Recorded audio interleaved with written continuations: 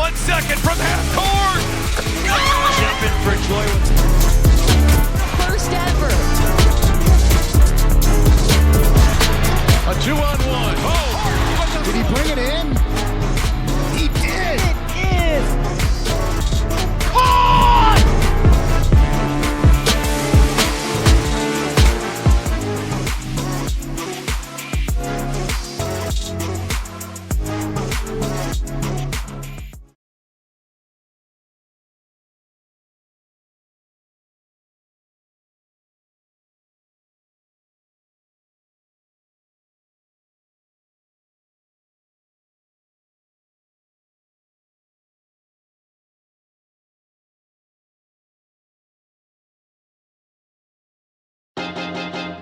High school sports fans, relive your favorite moments. Just click the shopping cart below the video player to get your digital copy today.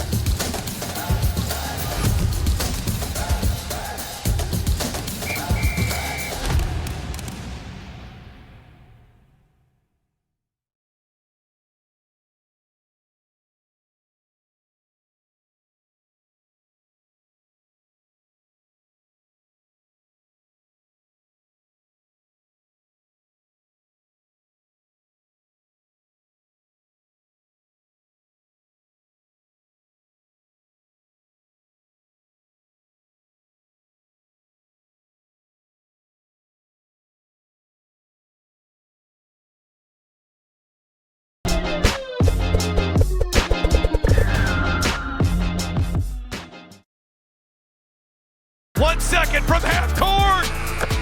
Jump in for joy. first ever. A 2-on-1. Oh! Did he bring it in? He did! It is Caught!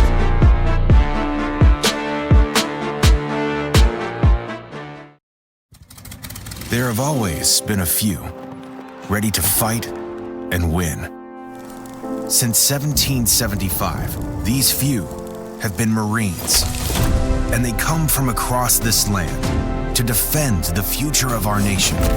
This year, our Corps celebrates 250 years, and Marines are proud to serve this country, each other, and all that is still to come for America.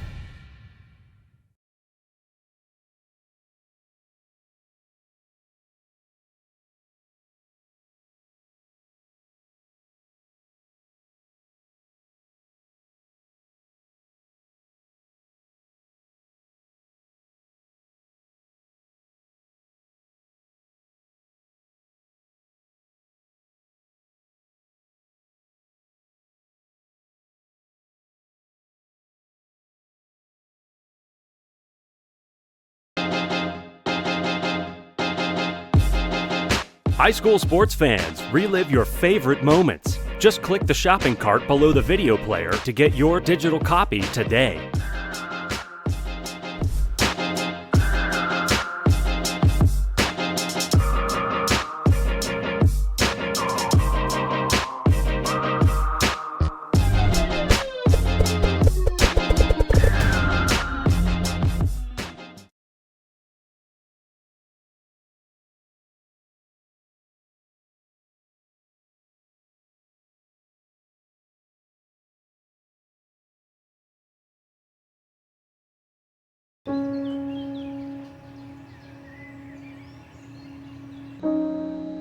This high school gym used to be packed most nights. Not anymore. Do you know why? Because bad behavior by fans, especially adults, has caused a shortage of game officials across the country. You see, without officials, we can't have sports. Don't let this become reality. It's time for a change. Let's bench bad behavior for good.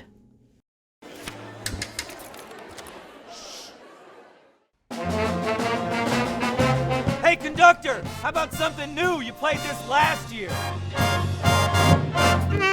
Come on, get your head out of your sacks. Shh, we're trying to hear. Well, I'm sick and tired of hearing your kid play the wrong notes. Where's my kid's solo? At least you can see your kid. Why is my kid stuck way in the back? The conductor only plays his favorite. I get her, not solo. You say it like this? Yeah, Come on, what's wrong with you?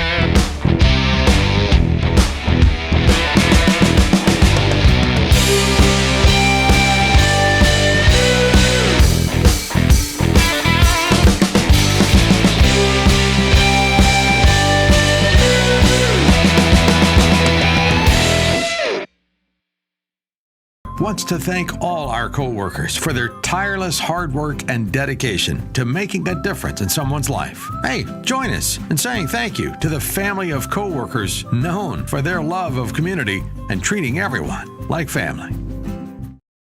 Illinois' top-ranked orthopedic and spine practice, Midwest Orthopedics at Rush, is now in Joliet. See a world-class specialist close to home. To be your best, see the best.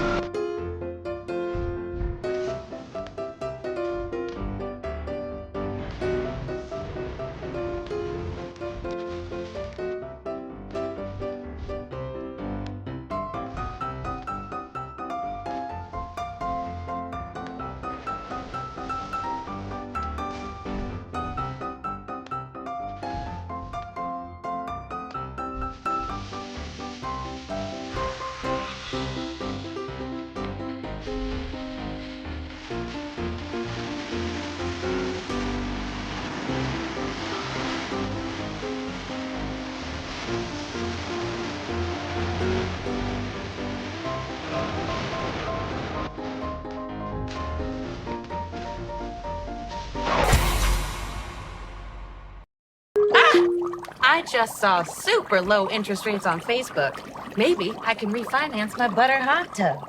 Yes on the butter, no on the link, Karen. Social media scams rob Americans every year. You're giving away your money to a hacker in a hoodie. That's a negative stereotype, and we don't appreciate it. I'd like to speak to their manager. You're actually the manager of protecting your identity. Learn more at banksneveraskthat.com. Okay. Gary, we need more baguettes. Hi, I'm Sean Rugstad, Caldwell Banker Realty. I'm out of the Glenview, Illinois office. I left Caldwell Banker a time of transition, thinking that the grass was greener on the other side. I was gone for 2 years and I realized right away I had made a mistake. I love the culture of Caldwell Banker. It's built around the agents. That's something that I felt I was missing before. They promote success by everybody working together. Everybody can network. Everything about the company is the best. I get to do so many fun things with athletes. Being an athlete myself, it's nice to kind of be back into an athletic setting. My name is Melissa Stock. I am a physical therapist with Rush Physical Therapy and the Chicago Red Stars. Treatment for players typically is working on getting mobility back, strengthening, getting the team ready to play, basically. With Emily Boyd, we actually got to see her right after her scope with Dr. Cole right at the beginning of the season. We've done everything and anything. So with it being a post-op, we've gone from working on the scar tissue to strengthening the knee back up to getting that mobility back. Treatments have included dry needling, cuffing, obviously stretching and mobility, hip strengthening, quad strengthening, hamstring strengthening, all of the above. I think physical therapy has helped me continue to just be healthy as a human, not an athlete, because when we have injuries and problems, and we just let them go, they never really get better.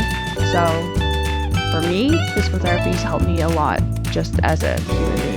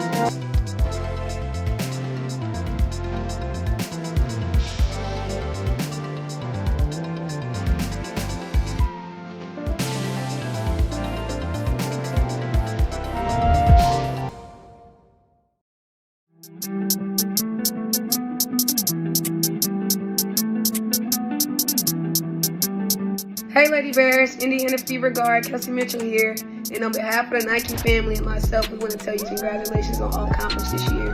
On top of that, we got a little bit of a surprise for you. Unfortunately, I hate that I couldn't deliver, but I'm pretty sure I'm gonna see you soon. Good luck, congratulations, and keep going.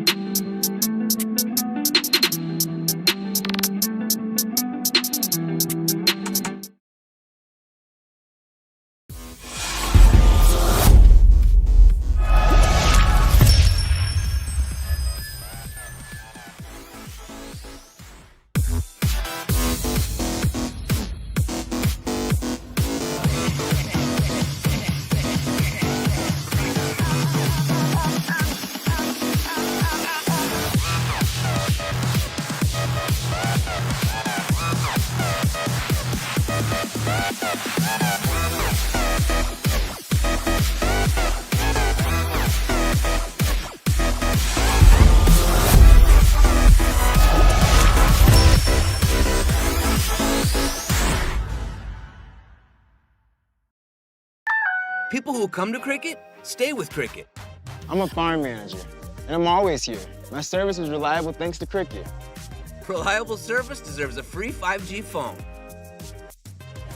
Smile, you're on Cricket.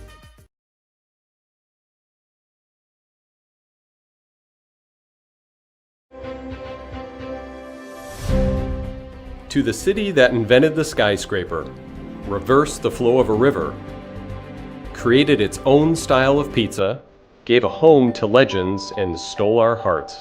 Chicago, we love you. From the iconic attractions to the majestic lakefront, the distinctive neighborhoods and thriving culture, the second city is second to none, but that's not all that made us fall for you.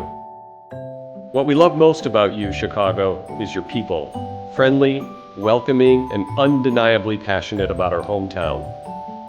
App Properties was born and raised in Chicago, and Chicago has supported us for the past 23 years. There's no place we'd rather call home. Love, App Properties, Christie's, International Real Estate. There have always been a few, ready to fight and win. Since 1775, these few have been Marines, and they come from across this land to defend the future of our nation. This year, our Corps celebrates 250 years, and Marines are proud to serve this country, each other, and all that is still to come for America.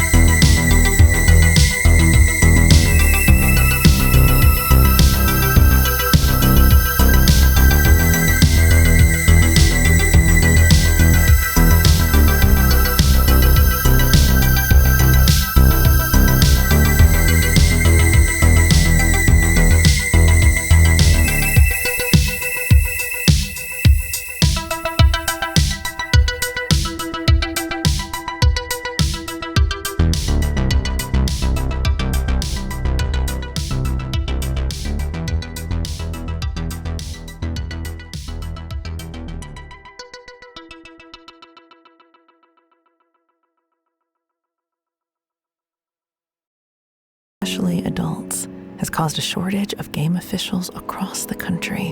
You see, without officials, we can't have sports. Don't let this become reality. It's time for a change. Let's bench bad behavior for good.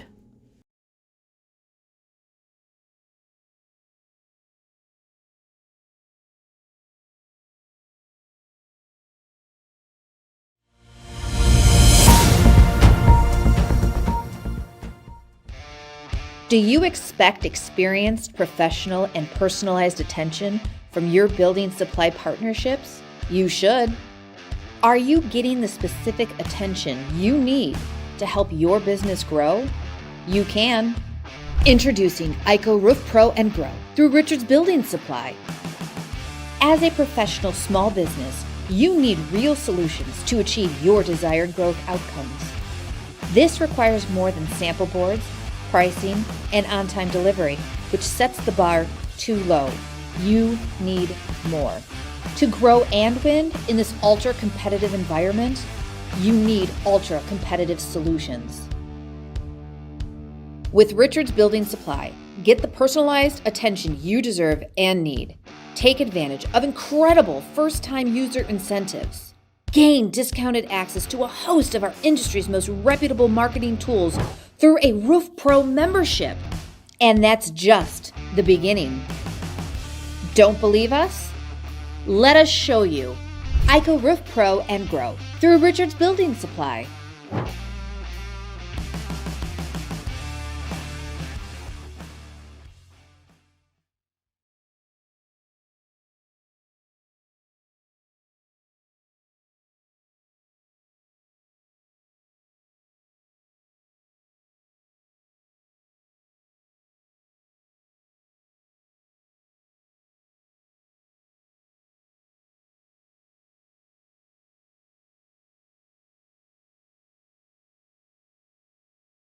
At Quick Trip, we're known for our fresh and delicious food and our dedication to providing the best customer service. Did you know it takes more than 34,000 dedicated, hard-working people bringing their best every day to make that happen? Quick Trip wants to thank all our co-workers for their tireless hard work and dedication to making a difference in someone's life. Hey, join us in saying thank you to the family of co-workers known for their love of community and treating everyone like family.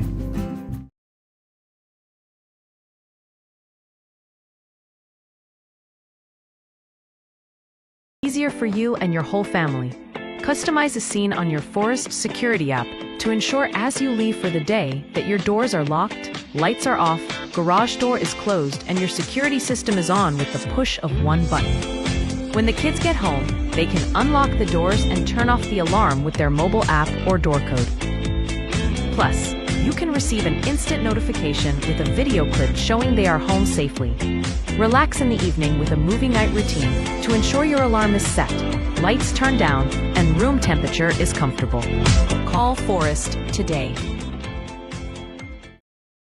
Sure, my family loves me. They bought me this sweet new collar. My dog bowl is always full of Fido's finest. Heck, they even take care of the personal stuff on my walk. Come on, who does that? But what really sealed the deal for me was when they installed a security system from Forest Security. Hey, I'm no watchdog, you know? Forest Security offers the latest in technology and security for our home. Yeah, I'm pretty good at keeping an eye on things, but I also have stuff to do, like sleep and socialize. A smart security system can provide around-the-clock awareness and generate instant smartphone alerts. They let the family know if something is wrong or suspicious. They do all of the work for us, 24 hours a day, 7 days a week. You know what they say, you can't trust a dog to watch your house or your sandwich. Call Forest Security today. Call us today at 708-452-2000 or visit forestsecurity.com. Illinois' top-ranked orthopedic and spine practice, Midwest Orthopedics at Rush, is now in Joliet. See a world-class specialist close to home. To be your best, see the best.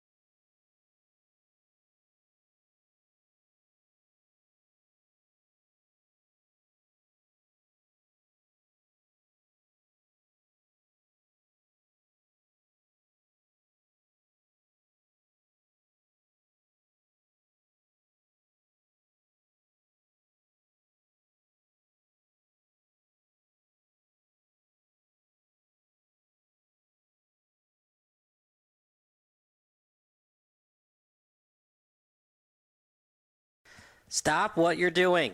If your SBS broadcast looks blurry on your laptop or desktop, do the following steps. Number 1, click on the wheel icon at the bottom right of your screen. Then click on Quality. Click on the highest quality that's available for you. And number 3, wait for your laptop to load and enjoy the broadcast. If your broadcast looks blurry on your phone or tablet, do the following steps. Number 1, click on the wheel icon located at the top right of your screen. Number 2, click on Advanced. And number 3, click on the highest quality available. If you're still having issues, type in the live chat. Thanks, and enjoy the game.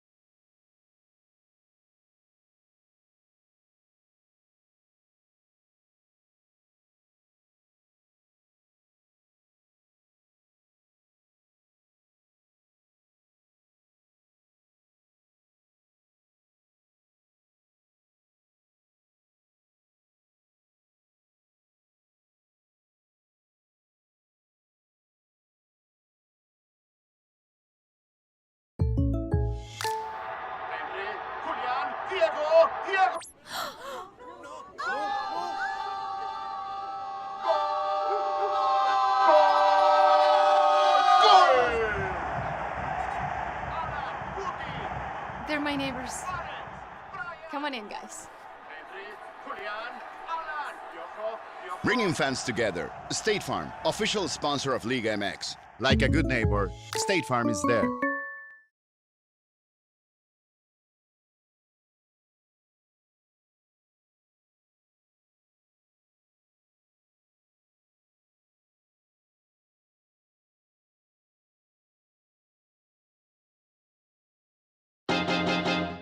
High school sports fans, relive your favorite moments. Just click the shopping cart below the video player to get your digital copy today.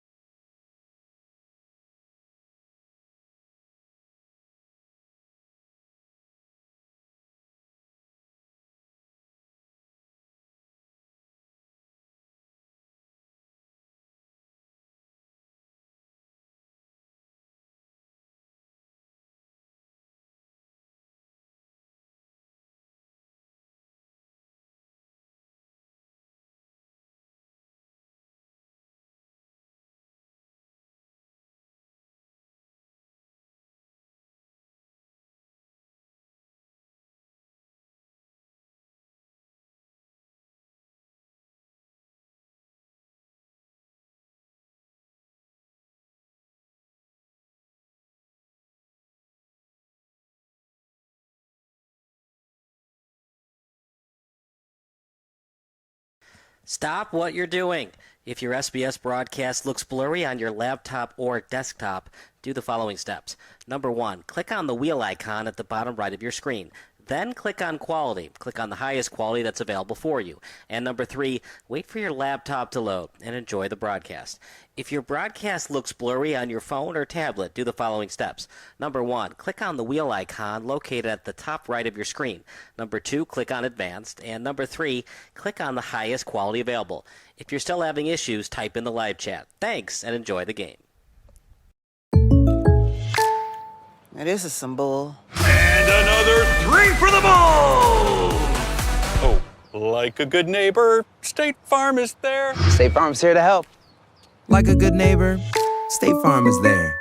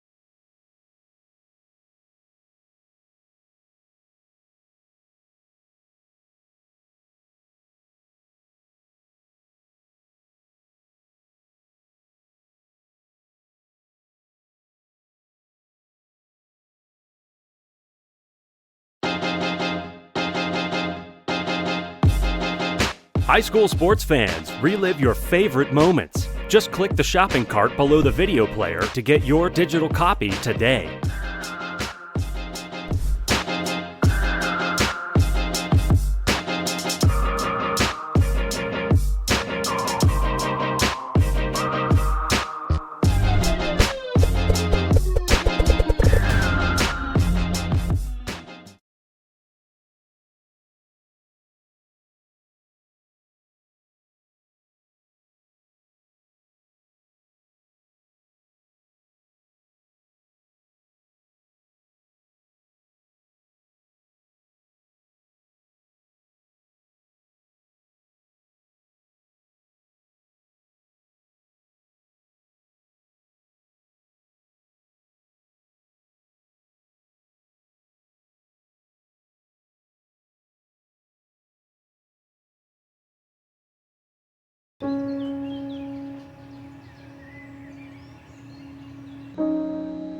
This high school gym used to be packed most nights. Not anymore. Do you know why? Because bad behavior by fans, especially adults, has caused a shortage of game officials across the country. You see, without officials, we can't have sports. Don't let this become reality. It's time for a change. Let's bench bad behavior for good.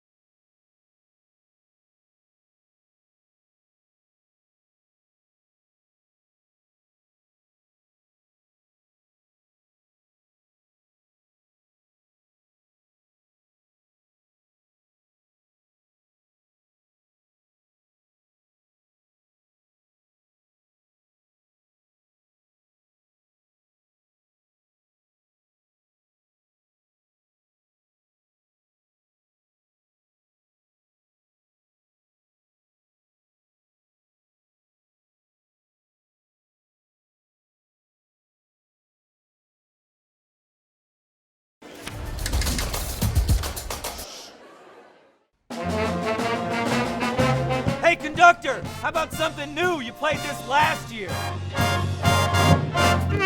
Come on, get your head out of your sacks. Shh, we're trying to hear. Well, I'm sick and tired of hearing your kid play the wrong notes. Where's my kid solo? At least you can see your kid. Why is my kid stuck way in the back? The conductor only plays his favorite. My kid heard that solo! You see my kid? Yeah, Come on! What's wrong with you?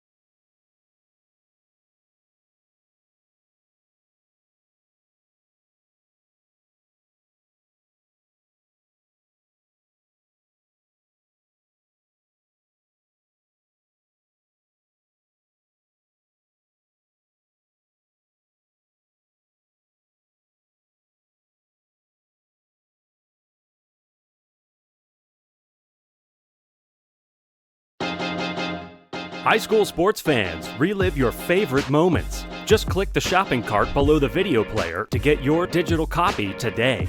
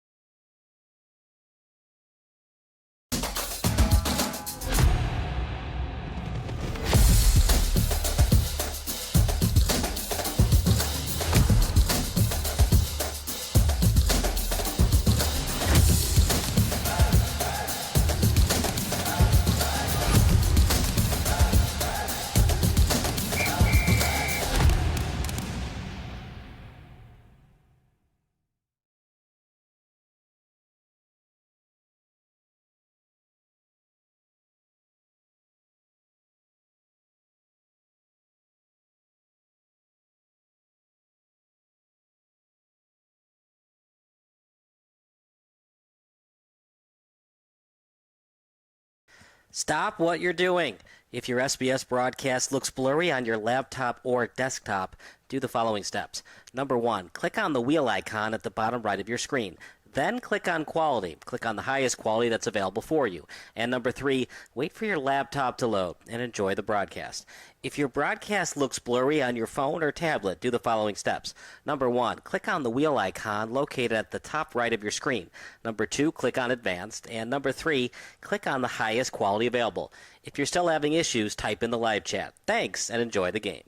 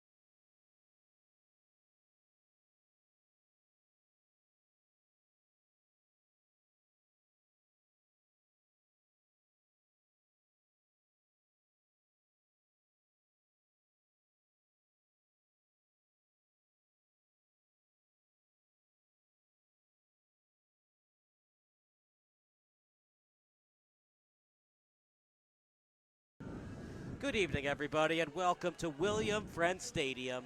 It is 7:17 p.m., which means it's time for some high school football. It's the round of 16, or in the IHSA, we call it the Super 16. I'm Kyle Smith alongside Sam Corbett. Sam, Lyons Township looking to go to their third quarterfinal in the past 4 years. For William Fremd High School, they got a special quarterback, and his name is Johnny O'Brien. Yeah, Johnny O'Brien, the southpaw quarterback, allows Fremd to really flip this offense, and I had the privilege to cover this Fremd Viking squad last week in the opening round against Huntley, and the offense was firing on all cylinders. 41 points, all scored in the first half, and the defense as well, making their presence felt. Couple of turnovers, but this is a Lions team that is coming into tonight hot as we get ready for the coin toss. Back-to-back wins against rivals York in the conclusion of the regular season and in the first round of the playoffs. And you look, Kyle, there are only 2 losses this year against a 7-3 Hinsdale Central squad and a 9-1 Glenbard West team, both one-score contests. This team is a couple plays away from coming into the playoffs undefeated. You ever seen that? I'm sure it's happened before in college, high school, the NFL. You play a team, and then you have to play them the next week in the first round of the playoffs. Well, and they were both close contests as well. 34-26 right. in the regular season finale. Week 9. 24-21 victory against the Dukes in the playoff first round matchup, and we're going to be able to talk about a very special kicker for this Lyons Township team as well. Yeah, that's Avance. He had that 31-yarder to beat the Dukes. But let's talk about E.J. Coleman for Lyons Township, a school record 246 yards earlier in the year. Tonight, they're going to have to stop him if Fremd, the home team, is going to advance to the Elite 8/quarterfinals. Yeah, 246 yards. They just kept feeding him the ball. 42 carries, 3 touchdowns throughout the night. Very similar, though, to how Fremd is going to game plan him, to how they handled last week Huntley's Hojnacki, the sophomore running back Chase Hojnacki. 5 touchdowns on the ground in the season finale in the regular season for the Huntley running back, and Fremd all but neutralized him on the ground. They're just going to have to come out this week with that same mindset. Lyons Township, they got Slydom at quarterback. He is a Cincinnati baseball recruit. Obviously, in baseball, you throw the ball a little bit different than quarterback. Can Lyons Township exploit that a little bit, or are they going to be a little bit worried knowing they're playing against a Division I baseball player on the gridiron tonight? Watching Slydom warm up in today's contest, there's some guys where once you get beyond that 30-yard bomb where you're really trying to air it out, you use the whole body. He was just effortless. Dimes down the field, right where the receivers can put him. He's got a cannon to watch out for tonight. And let's show you E.J. Coleman and Johnny O'Brien's stats. Here's Johnny O'Brien. Last week, and according to the Daily Herald, 12 of 18 for 188 yards. He had 4 total touchdowns, Sam. You were at the game. 3 passing, 1 rushing. But let's not forget, Marquand Brewster, he's a Western Illinois recruit. 98 yards on that pick 6, which iced the game against Huntley. Yeah, he beat the route, and it was just a well-read play. Had room to work with. The fact that he's able to be a threat on both sides of the ball. He also had a receiving touchdown out of the slot against Huntley last week. He's a dual threat guy. They've got a couple of good receivers that can flip to the opposite side of the field as well, but it all starts with O'Brien. Lou Sponsel said he gave him the keys to this offense, and he's been firing on all cylinders. And here's E.J. Coleman. We talked about those 42/43 carries. It was interesting. Shaw Local and Daily Herald, they couldn't come to a truce on how many carries he had. Shaw Local said 43, Daily Herald with 42. Regardless, he was the bell cow back in that victory, and that's saying something. I mean, 40-plus regardless, however you want to take a look at it. They just kept feeding him the rock, and you look at yards per rush as well. These aren't 2 to 3 yard just chip away. These are big, explosive runs. He just thrives on yards after contact as well, refusing to go down on first touch. He's not shy of the big moment. He had that 1-yard touchdown run against Downers Grove North. That's a tough DGN team. They play Glenbard West tomorrow afternoon in Glen Allen. Downers Grove North, of course. Owen Lansu going to Minnesota next fall. Lyons Township versus Fremd. Who do you like in this one and why? Lyons Township, the slight favorite. I got to go with Fremd. I was able to see this Viking team last week. There's just something special about O'Brien. We saw, Chiefs fans will refer to the Patrick Mahomes devil magic. I saw a little bit of that last week with O'Brien. He was able to pull away, extend some plays when it looked like Huntley's defense was going to break through. And that magic, they're just continuing to roll on. This is a very tough place to come in and play. Fremd hasn't dropped a home contest since September of 2023. Wow. I'm going to pick Fremd as well, but I think it's going to be a really close game. I think 35-28 in favor of the Vikings. What say you? And does this home crowd matter at all? Will it frustrate Lyons a bit? Will it be hard for for them to hear their own quarterback snap count. Well, this is a well showed out crowd last week and more of the same this week, although the Lyons Township weirdos making the trip up north. This is going to be a close game. I have to see this being a barn burner as well. Back-to-back weeks where Fremd scored 41 points. We're for sure that they scored 41. No discrepancy on that. But these are two high-flying offenses, and it's really going to be a matter of who can make one or the first stop on defense to try and carry that momentum. Stop, score, stop. We're going to take a quick break, and the national anthem and public address announcements coming up next here on Sports Broadcast Solutions. Got to mute first. There you go. Oh, like a good neighbor, State Farm is there. State Farm's here to help. Like a good neighbor, State Farm is there.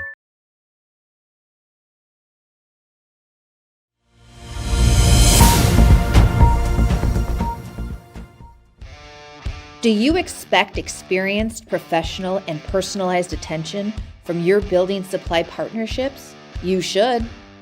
Are you getting the specific attention you need to help your business grow? You can. Introducing IHSA Roof Pro and Grow through Richards Building Supply. As a professional small business, you need real solutions to achieve your desired growth outcomes.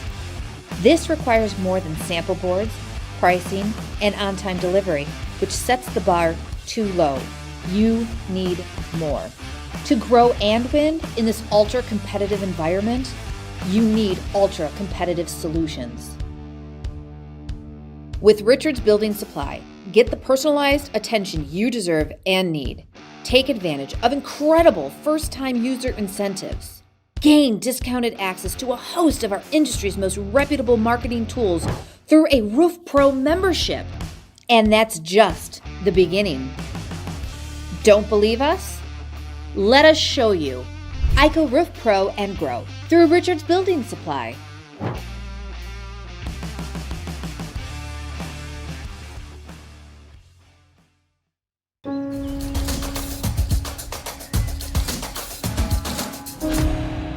This high school gym used to be packed most nights. Not anymore. Do you know why? Because bad behavior by fans, especially adults, has caused a shortage of game officials across the country. You see, without officials, we can't have sports. Don't let this become reality. It's time for a change. Let's bench bad behavior. Kyle Smith alongside Sam Corbett as we are 5 minutes until kickoff. National anthem right here on the NFHS Network.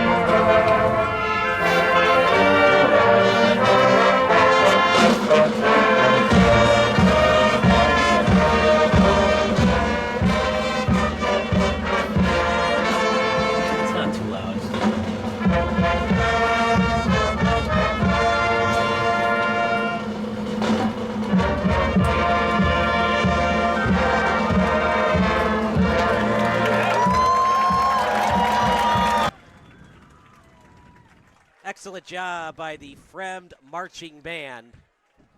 It is 7:26 p.m., so we're right on time for kickoff for Lyons Township. I know it's cliched, Sam, but get ahead, stay ahead. It's hard to win, especially on the road coming from behind. Well, we talked about it already. This is an incredibly tough place to come in and even have a close ball game against. There's been a lot of blowout scores for this Fremd offense so far. We talked back-to-back weeks scoring 41+. Meanwhile, this is a Lyons Township team that has been battle-tested. We already mentioned the 2 losses, now close those were, but it's been a lot of one-score games for the Lions this year, and this is a team that's really trying to solidify themselves. But again, Fremd with a lot of bulletin board material as well, trying to cement themselves as a top 4 seed in the IHSA.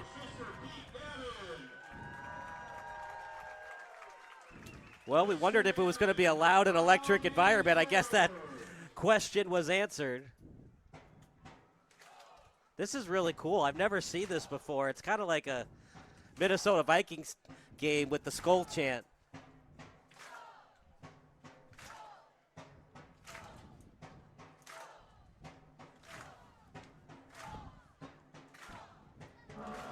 If Fremd were to win tonight, Sam, first time in the quarterfinals since 2009. And it's going to be against a tough opponent regardless, facing off against the winner of Warren and Bolingbrook. That game will be tomorrow night. But you see how fired up the Fremd stands are for the Vikings taking the field. A great presentation. As there's Fremd going through the banner, leading the way for the Vikings. Matt Klemus, the defensive tackle, as well as Jason Hardy, the starting running back.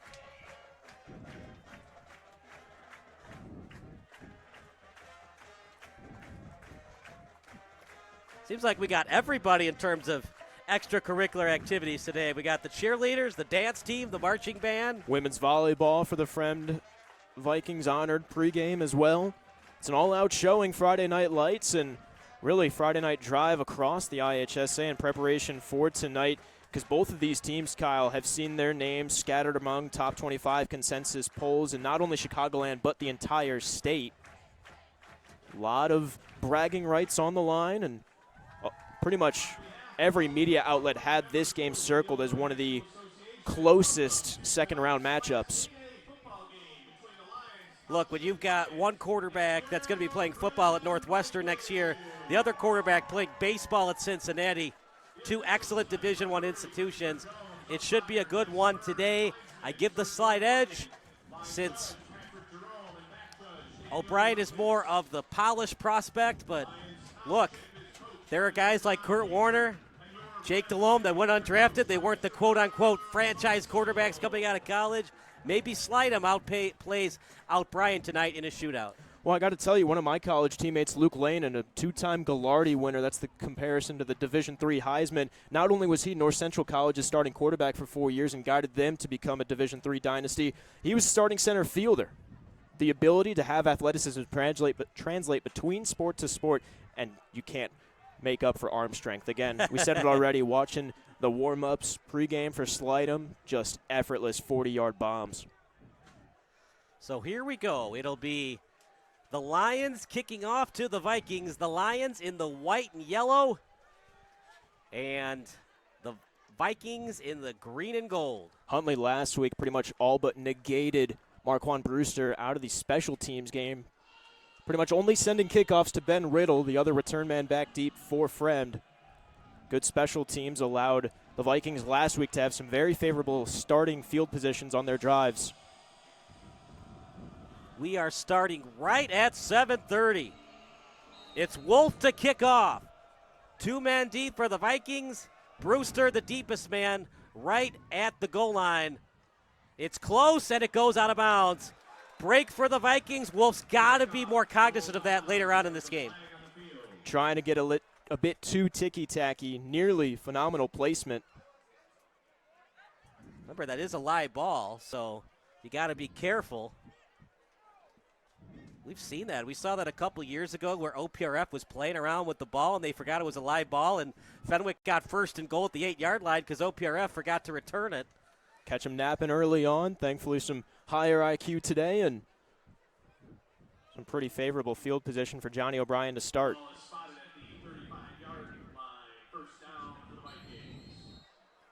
And when you're a good quarterback like O'Brien, sometimes these guys, even when the ball's at the 1-yard line, Browns fans don't listen. But John Elway had the ball at the 2-yard line. We know what happened after that.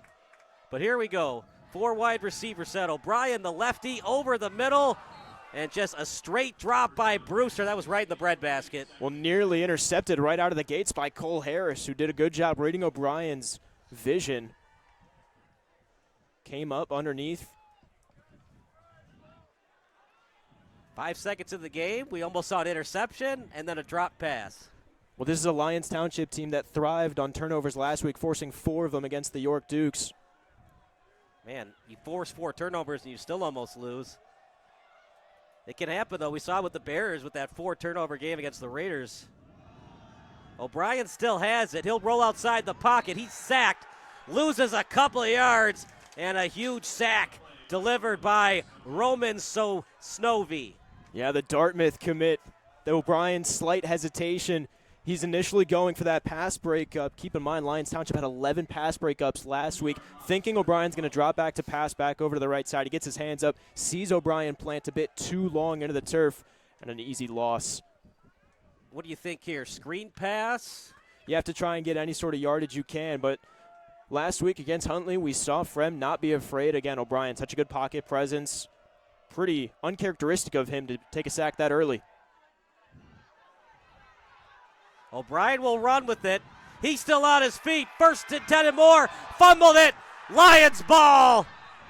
A first down for the Vikings, but a little careless with the football. O'Brien, and great field position for Slidham and the Lions. Well, that's the type of play that O'Brien has, where he's able to extend plays, make something out of nothing, but as he's going to transfer the ball from one side to another, moving through too much traffic, ball pops up.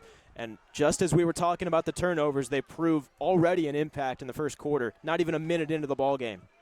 Ball on the 43. 1st and 10 for the Lions with 11:03 to go. I am dealing with a slight cold, but don't worry, I'll be all right. 5 wide receivers set. They're being aggressive early on, but don't be surprised if it's a quarterback keeper. Now they'll change the formation. 2 in the backfield now. Vikings not fooled. They don't go offside, and a tackle for loss by Fremd. Well, you bring everyone in to the middle of the field, and you allow the Fremd Vikings to fill the box. Pretty conservative play call to start the ball game, going to Coleman. Yeah, it looked like they had what they wanted, the 5 wide receiver look, and then they changed their mind. What do they say on the SAT or ACT? 50% of the time, your first guess is the right guess. I think 50% of the time, the first guess by the Lyons Township coaching staff would have been right there. Well, this is a Lyons Township coaching staff with pro football experience. John Butcher, the head coach, played at both Iowa and the University of Illinois. 3rd and short, probably a pitch play to Coleman here. He called his name 40-plus times last week. You have to assume, but again, you can't just only expect Lyons Township to call his name. As a player is down, looks to be Troy Pepe, who was such a factor on the defensive side last week for Fremd.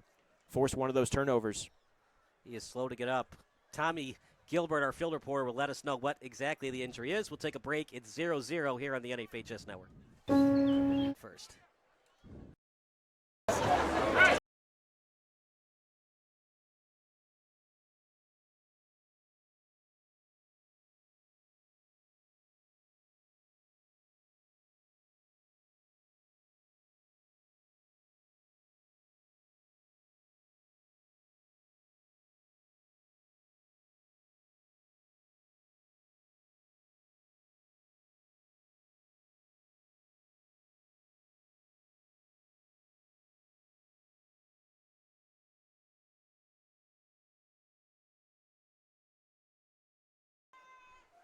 First and 10, 3rd down for the Lions.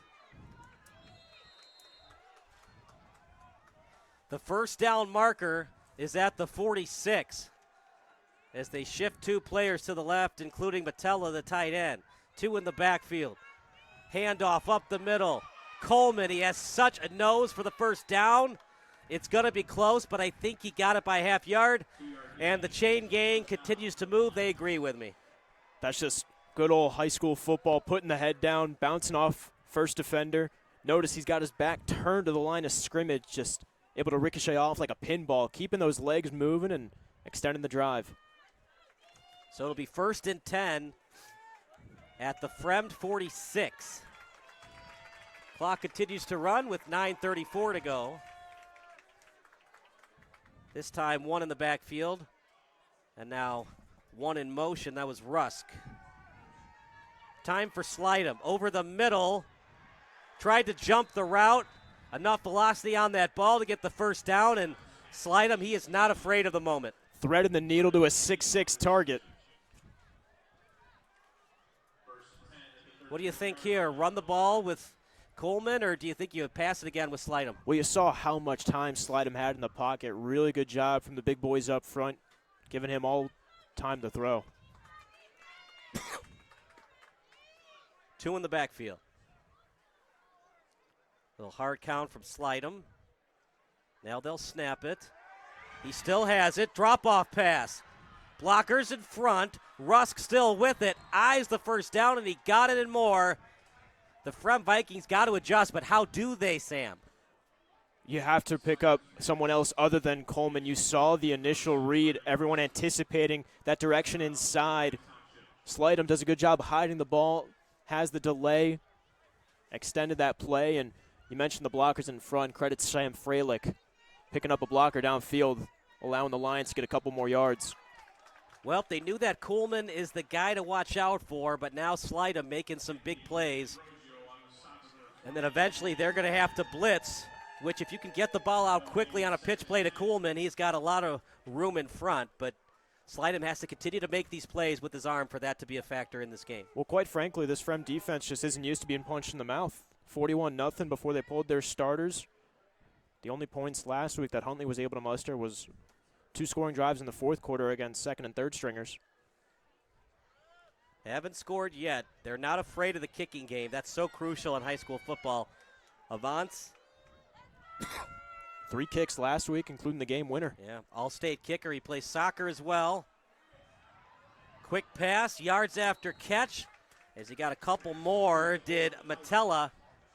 He plays both basketball and football on this Lions team, as well as Smith, his starting wide receiver teammate. A lot of two-sport athletes, and we talked about it already. That cross-sport athleticism is so crucial for just overall player development. And important to note, on the stop, Troy Pepe back into the ball game, who was walking off earlier before we went to break with an ankle injury. So good to see him already back out in the field making a difference for the Vikings. Ball on the 11, 1st and 10, so they can technically get a first down before they have to score. What do you think, 8-man in the box on this play? You have to show some sort of pressure. Slidham's looked too comfortable. You always want to get your front 3 or front 4. Timeout on the field. We'll take a timeout as well. You're watching the NFHS Network.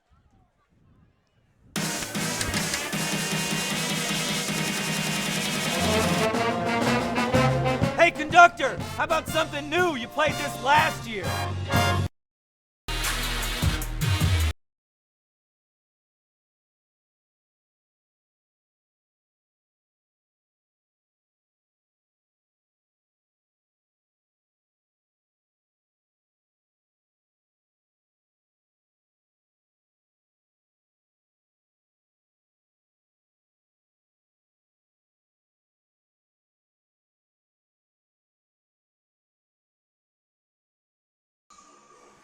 We're back at beautiful William Fremd Stadium. Kyle Smith alongside Samuel Corbett. What do you think Coach Butcher was telling his young quarterback during that timeout? Just have to stay composed. There's been times where the pocket has collapsed after a little bit, but Slidham's still been able to find a man downfield. Biggest thing is just making sure you don't let the game get ahead of yourself. Have to treat this just like week 1. Once again, 1st and 10 at the 11. Kuhlman in the backfield. And now he lines up as a wide receiver. Over the middle, drop-off pass. But once again, positive yardage, making it easier on your quarterback. Completed to Metella. How about Tom O'Brien and Jamal Nur combining for a hit stick and a half, though? Yep, 2nd and 4. Kuhlman.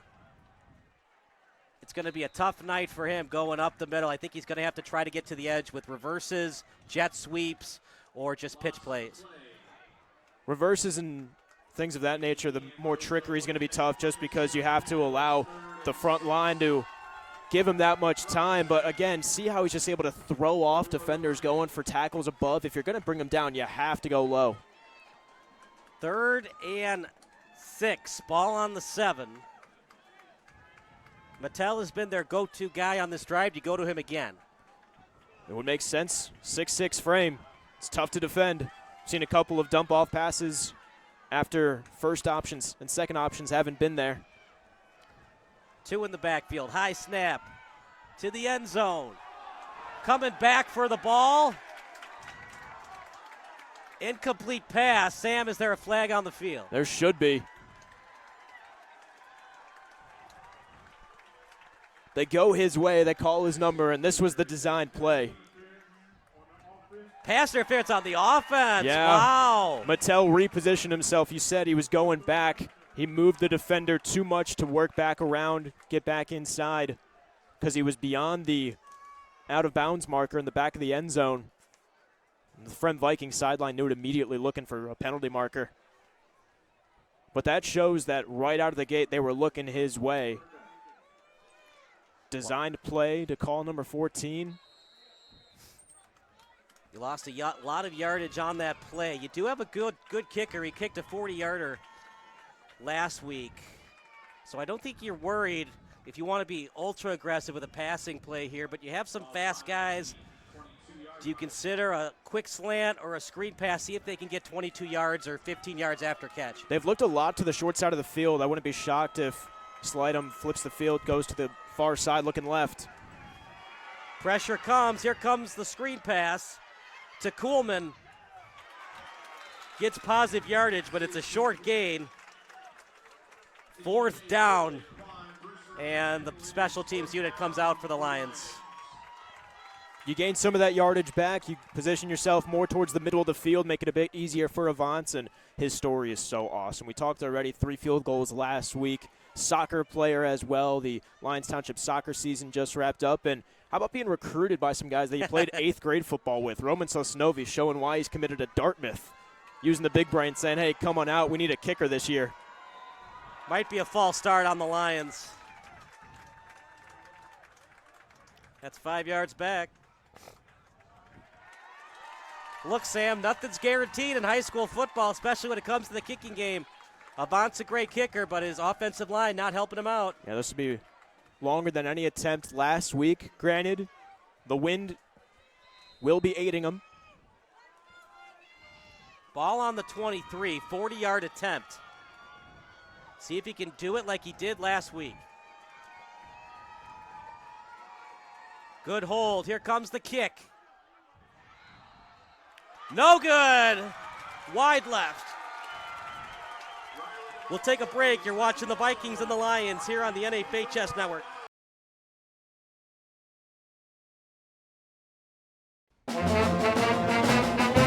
Hey, conductor, how about something new? You played this last year. Come on, get your head out of your sacks. Shh, we're trying to hear. Well, I'm sick and tired of hearing your kid play the wrong notes. Where's my kid solo? At least you can see your kid. Why is my kid stuck way in the back? The conductor only plays his favorite.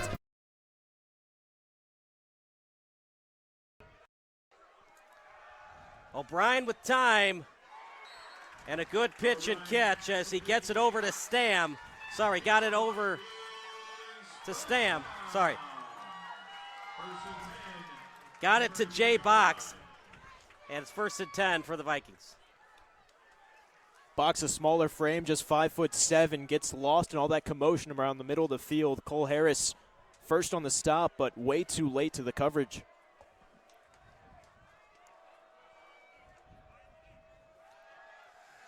Fakes the handoff. Gets out of bounds. Good pitch and catch over to McDonald. And this is something that we talked about last week, Kyle, the ability for O'Brien to not just rely on one guy. So many times in high school football, you see one guy as a bailout option. Everyone's looking his way, much like Heumann on the Lyons Township offensive side of the ball. But last week and already through a drive plus tonight, O'Brien spreads the wealth entirely. 4 wide receivers set. O'Brien with time. The crafty lefty with another completion. Another one to box. Chains move. We saw Slydom, good quarterback play.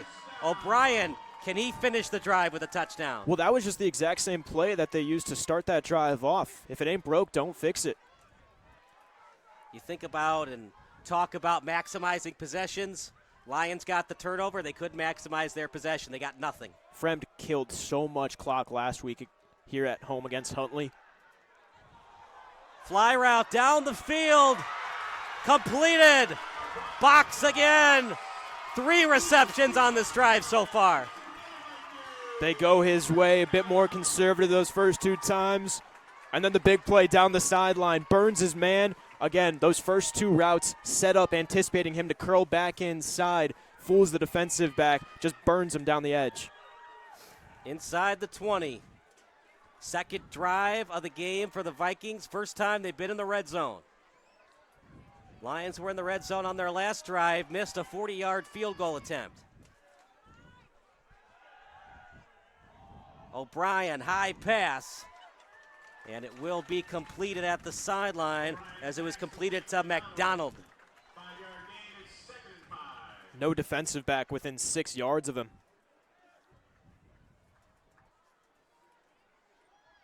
Only 2 wide receivers that he's thrown to on this drive. Box with the big fly route. Drive started on a first down. As we got a report coming up from Tommy Gilbert.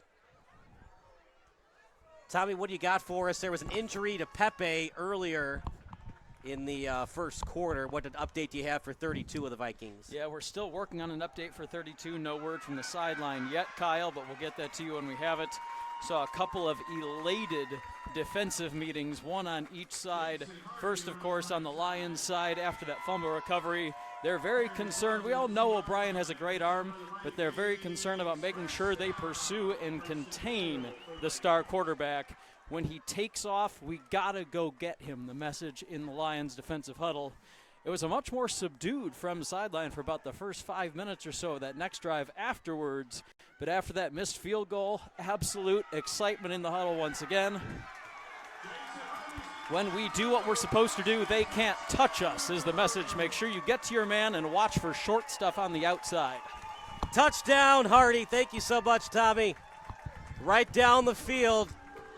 Well, we were wondering, why was Fremd the better record, the better seed? The only loss is when Johnny O'Brien couldn't play. He was injured against Barrington. Right down the field, it's like that fumble never happened. Yeah, the ability to not only make the stop on the defensive side, but to come right back out on offense, firing. Nothing but passes early on to open up the ground game. Calling Jason Hardy's name multiple times once into the red zone. Getting his presence more appreciated. Jaden Faulkner got the bulk of the carries last week. High snap, here's the kick. And it's right through the uprights. We're going to take a break. 7-0 Fremd here on the NFHS Network.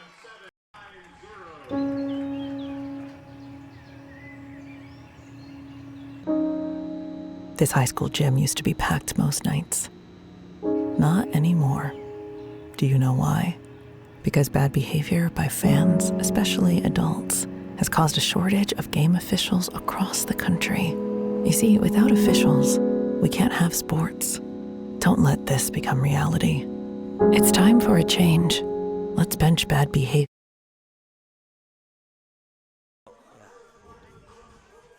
7-0 Vikings, right down the field, partner.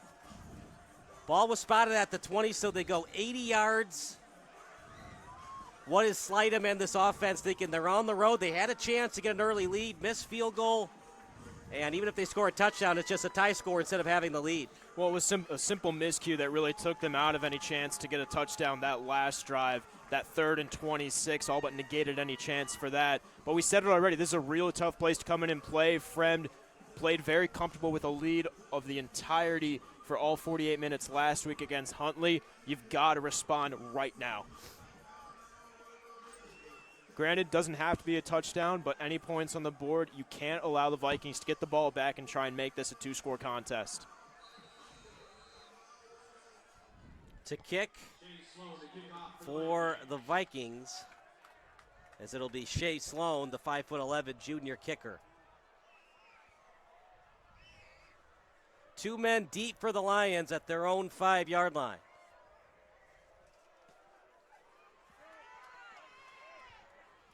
As that'll be returned, fumble, picked up at the 15.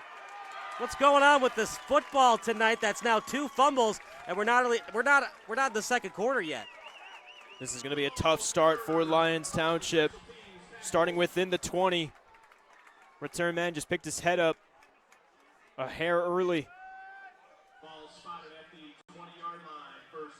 Got a friendly spot, Sam. I thought it was at the 18 or 19, but in high school they always seem to get friendly spots, these offensive and special teams players. Well, Fremd went 80 yards. Let's see if Lyons Township can do the same thing.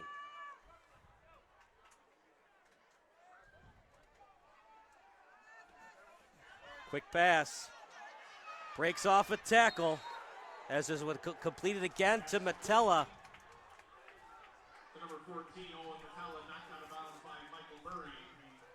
Well, on that first stop, it's Zach Tafilla, the sophomore defensive back. That's way too big of a frame getting the ball to try and tackle up near the shoulder pad. You have to wrap up below the waist. You saw how easily he was able to bounce off of that. Good job for the Vikings, able to fill in and help out on defense, so it's not just one guy trying to take him down, but you have to make sure you're getting low. Radecki, the left tackle, protecting Slidham's blind side tonight. Handoff up the middle. It's not working A and B gap harder. What are you seeing on the defensive front right now for the Vikings? Well, no surprises here. I'm saying the main threat, Owen Jakubczak along with Nico Ullman, 2 guys who made their presence felt in a big way last week. They're doing a good job caving inside and, like you said, eliminating those interior A and B gaps, giving no chance for Kuhlman. Forcing him to bounce it to the outside, and credit Anthony D'Ambrosio as well, anchoring down the edge.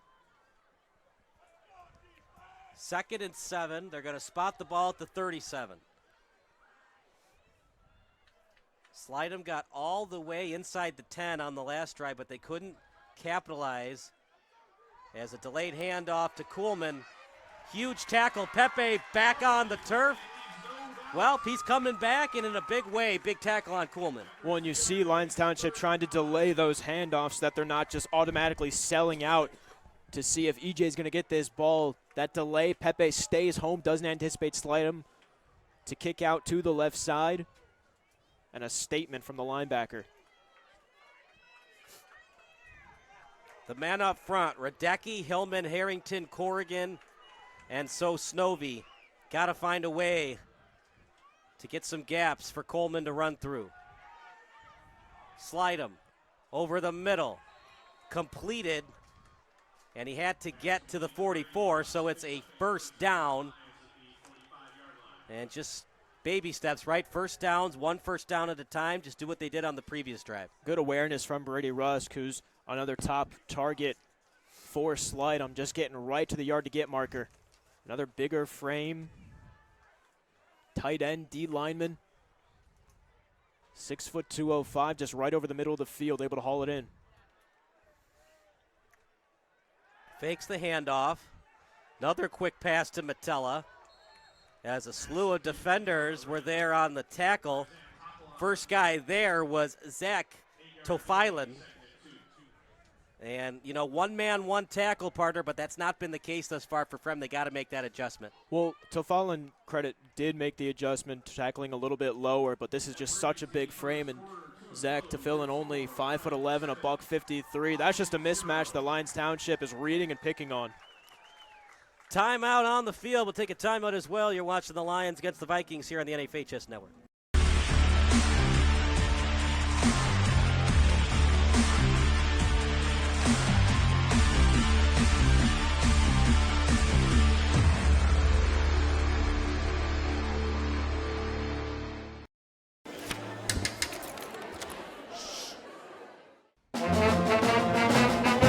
Hey, conductor, how about something new? You played this last year.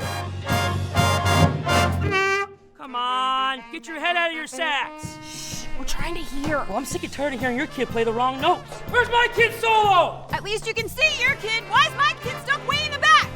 The conductor only plays his favorite. I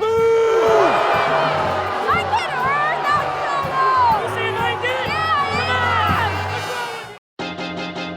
Yeah, High school sports fans, relive your favorite moments. Just click the shopping cart below the video player to get your digital copy.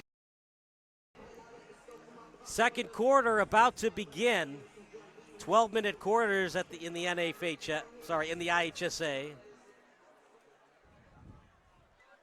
And with an even 12 minutes to go, it'll be 2nd and 2 for the Lions. 2 in the backfield. Running behind his quarterback. Slide him. Pressure comes. Screen pass. Humongous open field tackle on the play. My goodness, what a play. And it was delivered by Fremd's own Tom O'Brien. Another safe play call for Lyons Township again. Credit Anthony D'Ambrosio immediately getting through the line of scrimmage, forcing Slidham to react. A simple play call to get a good chunk of yardage, but you have to credit this front four for the Fremd Vikings. Actually lost 2 yards on that play. 3rd and 4. 5 wide receivers for the Lions. Slidham with tons of time. Now he'll roll to his left. He's going to try to win the battle with his legs, pushes the ball out forward, and it's spotted right at the 45. This is going to be close, but I think he got it. I didn't see an initial signal, and now they do. Adjust the chains 10 yards, and again, knowing exactly what you have to do and not trying to do too much. We don't need any hero ball. This is a close ball game. Still plenty of clock left. Just stretches out right to the 45 and gets out of bounds, trying to avoid any contact. E.J. Kuhlman, last week 246 rushing yards. He has been shut down today by this lethal Viking front four. Fakes the handoff, quick pass, and then pushed out of bounds. Another time where they're going Matella's way. Again, 6'6", 215 on the offensive side, lining up against a 5'11", 153-pound defender. Another injury on the turf. And that's Pepe again. So Pepe's 32, 42 is Tophilan. I thought I saw Tophilan. Nope, it is Pepe. Partner, I know you want to toughen it out, but that's the second time he's have to leave early. At the very least, one would think he's going to be done until the 3rd quarter.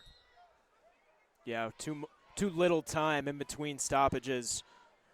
We saw him come back out of the field after that first time where he was removed from the field and deliver some big hits, trying to instill that adrenaline, as you mentioned. But you have to be smart. You don't want to count your eggs before they hatch, but you're also looking potentially at beyond this week. Rolling outside the pocket. Back to the original pocket. Steps into his throw. Right at the first down marker. And it's completed that time to Kuhlman. Flag on the play. Could be against the Lions.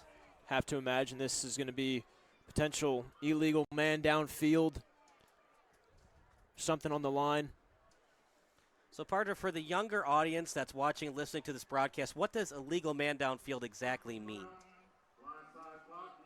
Blindside block on the Lions. But I'll still ask you the same question. So if it was illegal man downfield, what does that mean? Well, typically when those plays extend, you're going to see an illegal man downfield call just because you're anticipating the quarterback to run, and as an offensive lineman, you want to get out and pick up a blocker so that there's no one making a tackle. But then if he goes up to throw, you can't be beyond 3 yards past the line of scrimmage. But the blindside block, again, very similar where you're just trying to pick up a man to make sure that he doesn't get to slide him. But a huge loss back into their own territory. Got 2nd and a country mile. 2nd and 22. They would have had the first down if there was no flag. Now they're back in their own territory. Slide him. Good snap. Fakes the handoff to Kuhlman. Rolling to his right, flag on the play. Drop-off pass. This could be a hold against the Lions.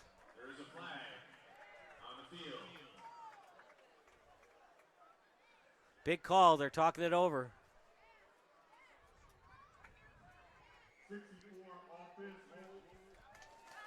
And it's going to be a hold on the offensive lineman in Votruba. Sorry, 64 is Charlie Harrington. The penalty last drive took Avance out of a comfortable range for him. And now, you said it already, Kyle, from potentially having a first down at the Fremd 35, they're now looking at 3rd and 22. Would you have accepted that penalty? I would have thought about accepting it. It's a daunting task regardless. You would have had 2nd and 32 if you're on defense. Instead, now it's 3rd and 22. And you would have pushed them back 10 more yards, make it tougher on their punter. Eventually. They want the ball. They want to force the action. Big hit. Intercepted. Tackled at the 45. Illegal horse collar against the Lions. It looks like it was against Corrigan, 65. And partner, I see your hands are up. It was 4 on the interception. That would be Murray. It looked like the right call. It did look like a horse collar tackle. Oh, face mask. Didn't it look like he grabbed inside the shoulder pad? Yeah, it did look like that on the tackle trying to bring down Murray. But how about Murray, the defensive back? Just 5'9", reads the route. Again, Slidham took a big shot as he let go of that ball. But that just shows Slidham's arm strength as well as ability to still get it all the way down there. But Murray reads it back-to-back weeks with an interception for this Fremd secondary. And now another drive for the Vikings that starts in very favorable field position. Penalties just continuing to shoot Lyons Township in the foot. You wonder if Slidham was a little bit too pressured on the play and forced that ball. Look at this hit. And that's what happens when you have those lackadaisical passes. It allows the linebackers to cheat up, and that was Cheney on the tackle. Brewster got demolished on the play. Yeah, those are the good old hospital balls that your wide receiver is going to have a talk to with the quarterback. Just something simple over the middle of the field. Cheney reads O'Brien's eyes, trying to find Brewster right out of the gates. And again, slightly overthrown. That's a tough thing to do for a 6'1" receiver. Credit to him to still corral it, but a loss of 2. O'Brien with time. Completed at the 35. Brewster dives. The first down marker is the 30. No chains moving yet, so he's a half yard short. Nathan Fitzgerald trying to deliver a huge hit to O'Brien, much like how Slidham got one. But how about Jaden Faulkner? Haven't called his name much on the ground game, getting some carries, but he picks up that blocker and lays a huge hit. Gotta take control of the ball. And for the Lions, a fumble. Luckily, they got it back. Now an interception against Slidham. 1 turnover thus far for the Vikings as O'Brien fumbled. 3rd and a very short 1 at the 31 of the Lions. O'Brien with time. He's going to throw it to the end zone. Brewster, did he complete the catch? Touchdown, Marquand Brewster!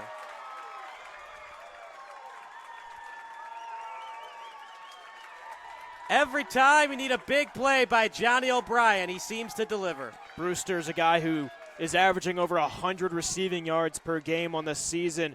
The big plays are going to get the big names called. Brewster, the biggest name in the receiving corps for this Fremd Viking offense. And this is just good old bully ball. Brewster, 6'1", $170. Anthony Pearson in coverage, 5'8", $155. That's knowing your matchups and knowing you can call his name.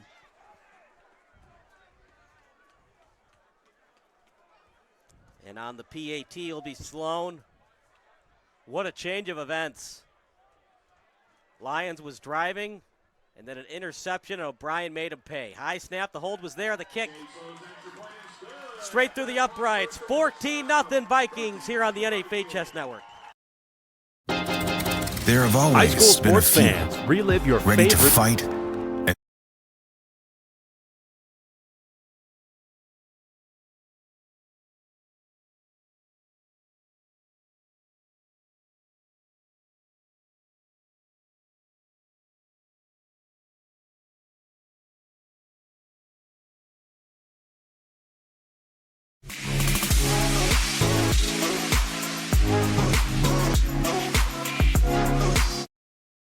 jump cut it now, but 14-0, surprising partner. An interception as Michael Murray got in the way of the wide receiver, intercepted it, and then a 31-yard strike from O'Brien to Brewster. And if the Lions aren't careful here, this could be 21-0 or even worse before we get to halftime. Well, take away O'Brien's fumble again. That's him trying to do a bit too much, extending the play after he had already done so after he was flushed out of the pocket.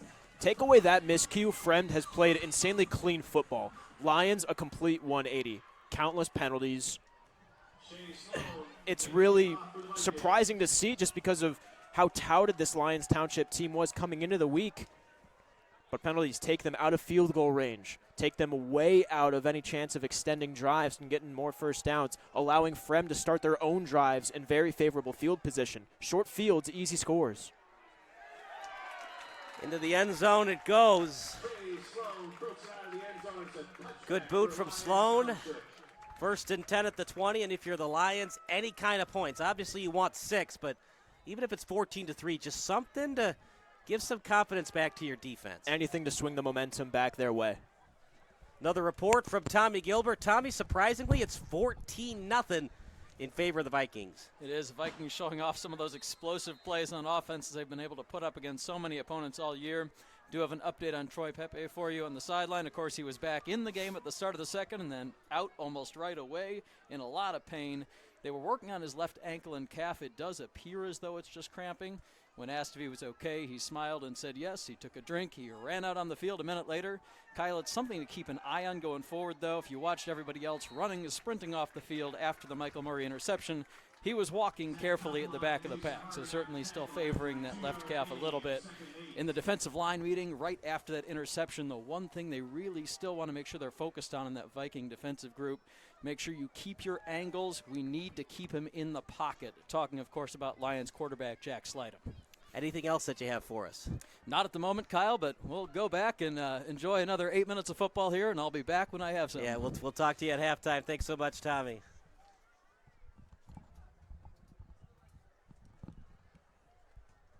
Fakes the handoff over the middle. That's picked off. There's that man we talked about, Pepe. Injury be darned, inside the 25. And Slidham looks a little bit shaken up right now. Well, you're seeing time and time again that front four getting to him. It's not the cleanest pocket. He's feeling a little bit rushed. But again, the deep interception earlier, that's something you can kind of live with. That's going for the big play down the field. That's going to your guy. And that's just a good route read by Michael Murray. But on that one just now, so much coverage in the middle of the field, way too much going on, far too much traffic to try and risk a throw. And again, another drive for Fremd with such great starting position on the brink of the end zone, red zone. O'Brien, tons of time. 1st and 10. And they're going to spot it a yard past the first down marker, as the first down marker was at the 17. It'll be close to the 16. The Leathernecks are getting a good one. He's such a good route runner, able to stop on a dime, cut back, find O'Brien quickly, absorb that first contact, and keep the legs moving. And wow, got even more yards after catch than I thought. They're going to spot it at the 11. If you're the Lions, try to do anything you can to force them to 3 points. This time, trying to get to the edge. Excellent pursuit by the Lions as they try to get it to Hardy, and he was well read by this Lions defense. Yeah, credit Lou Ratcliffe, not making the stop, but just clipping the foot, able to slow down Hardy just enough, not able to fully get past the numbers. Well, partner, you're up 14. If you get it inside the 5, do you consider going for it to try to put a crooked number on that board before halftime? Yeah, you're going for a big stand here, the exclamation mark. If I'm Lou Sponsel, the only thing I'm thinking about right now is getting to 21. One would think if it gets to 17, if you're a Lions fan, you still have some hope. 21-0, I don't know if that hope is still there. Out in the flat. Beats a man. Touchdown reception by Faulkner. 20-0. And I know it's early, Sam, but Fat Lady might be warming up her vocal cords. Yeah, we saw Fremd really start to get things rolling quickly against Huntley last week. Slower start. Again, that fumble kind of caught the Vikings off guard, really. But since that miscue, O'Brien has just played much cleaner football, But again, just some over-pursuance from the defensive side of the Lions. Nathan Fitzgerald trying to make something happen, trying to get past O'Brien, but we've seen his legs, the ability to extend plays. He goes for the quarterback instead of picking up Faulkner. Running back able to slip out open for an easy 6. Looking to make it 21-0 with 6:40 to go. Straight through the uprights. We'll take another break. It's 21-0 in favor of the Vikings.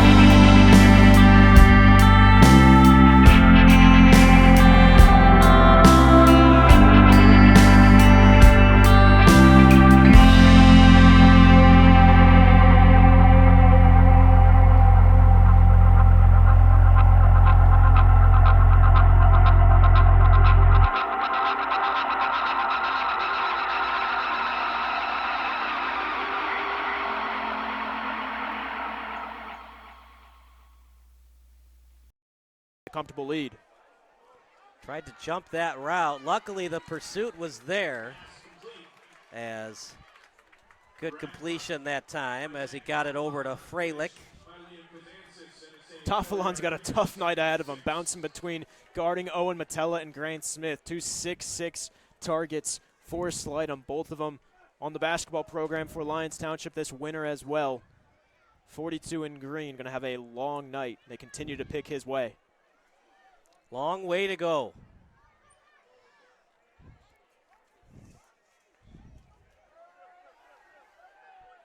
Slidham still has it. He gets past the 20. Now he'll take off. Took forever to try to get out of bounds. Got a little cute with it, but look, you try to get any kind of more yardage you can when you're down by 21 points. Well, he's just trying to find anyone who's open. Nick Linares, the tight end, was a potential option on the right side. Also looking for the deep ball downfield to E.J. Coleman, which is good coverage from the secondary from Fremd. Slidham figures, let me take it myself. Able to get a good chunk of yardage. Surprised to see him be okay hitting that contact. 3rd and 3. Now they'll switch their formation. Matella moving over to the right. Fakes the handoff. And that's going to be an incompletion. Tried to make a fantastic one-handed catch. Down 21. I know you're deep in your own territory, partner, but as the special teams unit comes out, I would have considered going for it, at the very least, a hard count, see if you could have drawn him offside. Yeah, you still have a timeout. Going for it would have been a true gamble, but again, I agree with you there, Kyle. Potentially going for a hard count.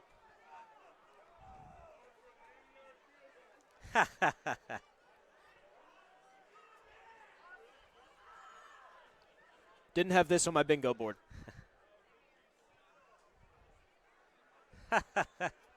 remember, in college and the NFL, it's a spot where the missed field goal is. In high school, no matter what, a missed field goal is automatically at the 20. That's no in the rule book. That's a man who spent some time in the world of professional football after being down in Champaign. That's a Bill Belichick move if I've ever seen one. That's something they might have to talk about in committee. I don't know if that's going to be allowed in 2026. Or if you're going to allow it, you know how it's normally at the 20. If you're behind your own 50, I think you got to put the ball at the 30 or the 35. Well, it looks like they're spotting it where this ball rolled out of bounds because it's not right at the 20. They're starting at the 24. Right. Brewster, there's a reason why this young man's playing Division I football next season. It's because of yards after catch like that. Just a simple slant route over the middle of the field, beats his man, has a step advantage.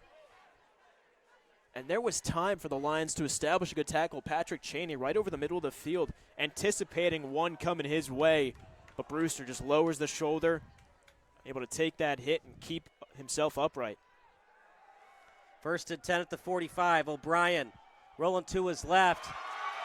No one's going to catch him. Touchdown, Vikings, as it was completed to Ben Riddle. And partner, that might be the dagger. Time and time again, Ben Riddle.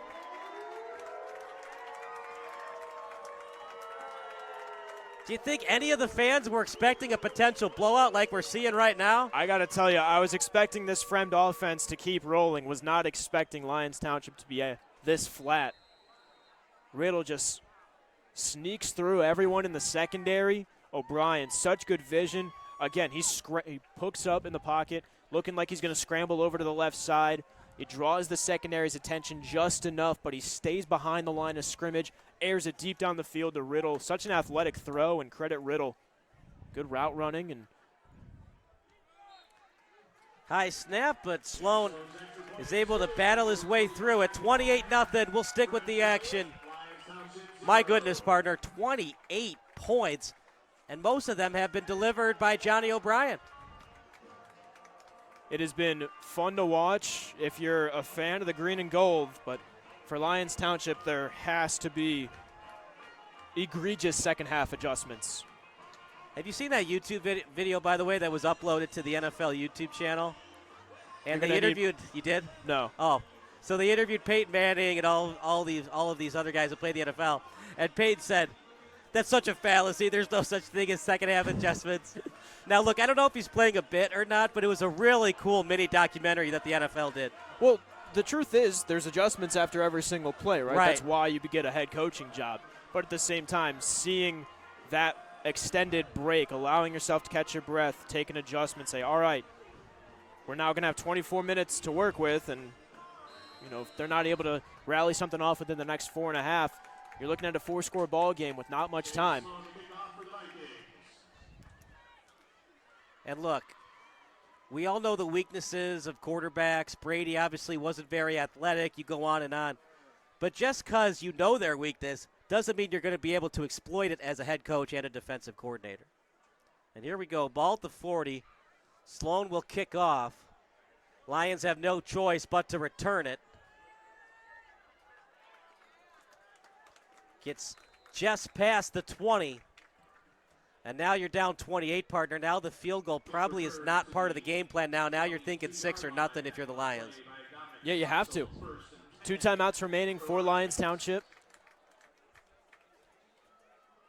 And again, with how the run game has just been all but erased, we haven't called E.J. Coleman's name in quite some time. For a big yardage, we've seen him chip away 2 or 3 yards, but we're waiting for the crowd pop on the other side of the field. It's been all Fremd fans. They just look shell-shocked. Both the players and the fans right now look shell-shocked. This is a Lyons Township team that was top 10 among consensus top 25 polls entering the week. Slyden will air it downfield. There's some contact. Digging into his back pocket. Flag. It's not a spot foul. It'll be a 15-yarder for defensive pass interference. And honestly, that's knowing the rule book well. If you're a defensive back, what's the worst thing that could happen to me? I'm called for a 15-yard penalty. Well, we're up by 28 points anyways. If you allow him a chance to catch it, now the Lions have some momentum going. Right now, they gained 15 yards, sure, but they still have a long way to go. That was the exclamation mark that we were looking for right beforehand. But, again, a pretty well-thrown ball from Slidham, a bit wobbly. And, again, they're continuing to target 42's way. Zach Tuffelon assessed the penalty. Credit to Grant Smith, who had to readjust, knowing that he can at least get away with drawing the DPI by leading back in, drawing some contact.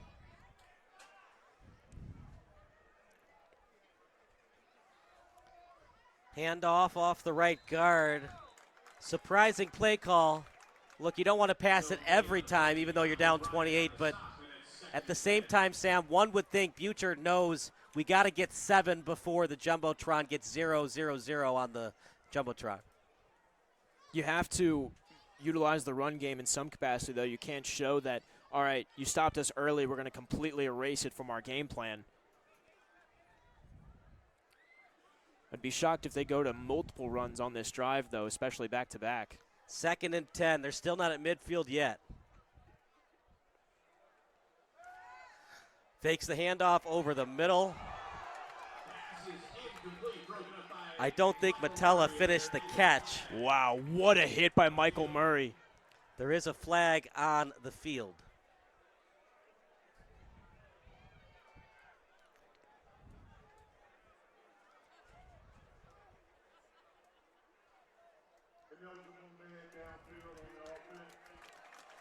Well, you got your ineligible man downfield.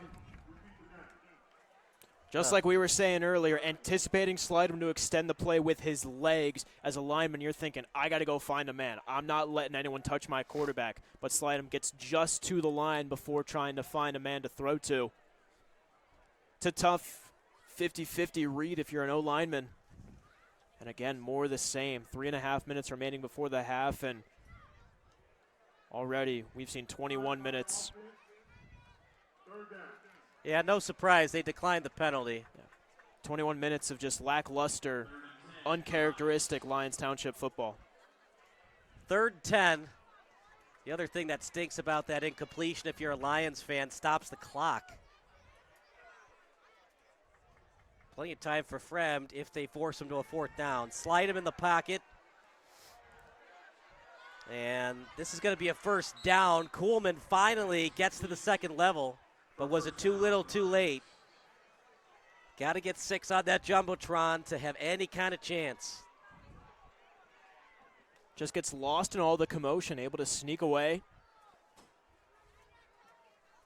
No one stays home on the near side. Everyone backtracks, anticipating Slidham to make that big play to take a big chunk of yardage out of their need.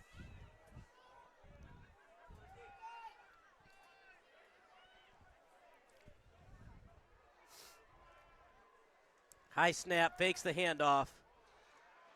Out to the sideline. Good yards after catch. And they're going to spot Metella at the 32. He was still in bounds. Put your head down, look for a hit, and don't stop moving until your knee hits the ground, man. That is some good smash mouth football. Still plenty of time before we get to half. Make it now 3:08 to go. He was out of bounds, so the clock stops.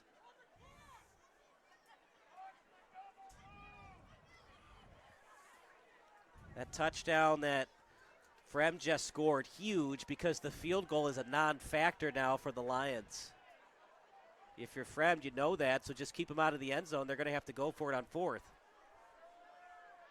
Slidham, slow developing play. He's going to force one, and luckily that wasn't picked off. Sam, if you're going to throw that ball away, chuck that into the stands. Yeah. That was really close to getting picked. You got to get rid of it. We've seen already the interceptions today. The one picked off over the middle of the field. This one's towards the sideline, so still a tighter window that you're looking for. But there's 3 defenders in the area. Either hold on to the ball, get out all the way to the sideline, or like you said, just throw it out of bounds. Just chuck it into the stands. 2nd and 10. You got to know the score if you're Slidham, because Fremd, they're going to jump some routes. They're going to go for the pick. They obviously don't want to give up the touchdown, but giving up the touchdown isn't that bad for them. That time he throws it out of bounds. Kuhlman was the closest target. This front four is making some really solid moves. George Calhoun is the junior defensive end. Just fakes the hesitation to the outside, cuts back in on a good swim move. You're seeing how quickly they're getting through, forcing Slidham to improvise as opposed to letting the design plays develop. 3rd and 10 as the ball is spotted at the 32. Got to get to the 22 to keep the drive moving. 5 wide receiver look for the Lions. Shotgun formation. High snap. Slidham in the pocket. Now the pressure comes. High throw.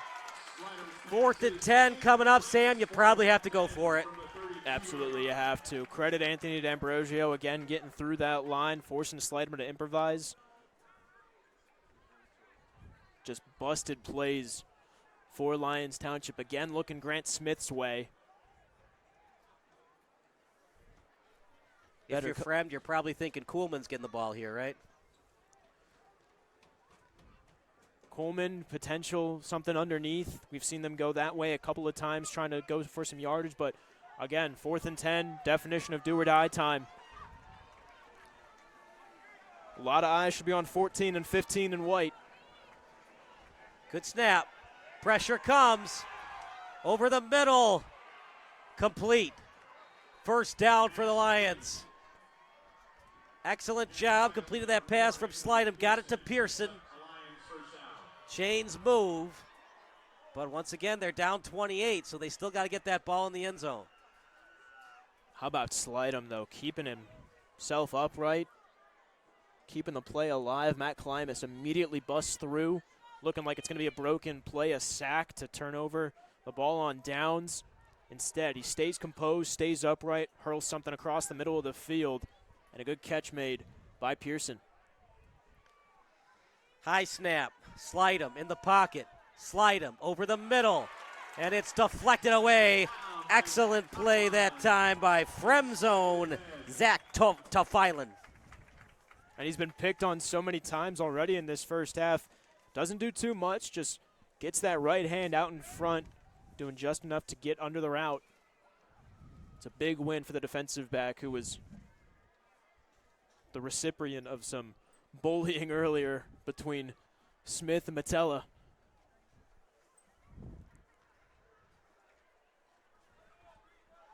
All right, Sammy, 2nd and 10. What do you want to do here? A pass to Smith or Metella? I'm looking 14's way, but then again, they've looked his way a bit too much tonight.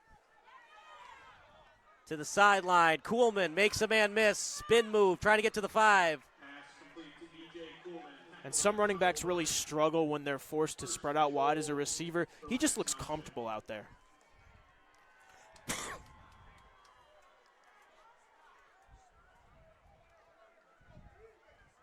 They're going to spot it at the 6. Really nice drive from Slidham.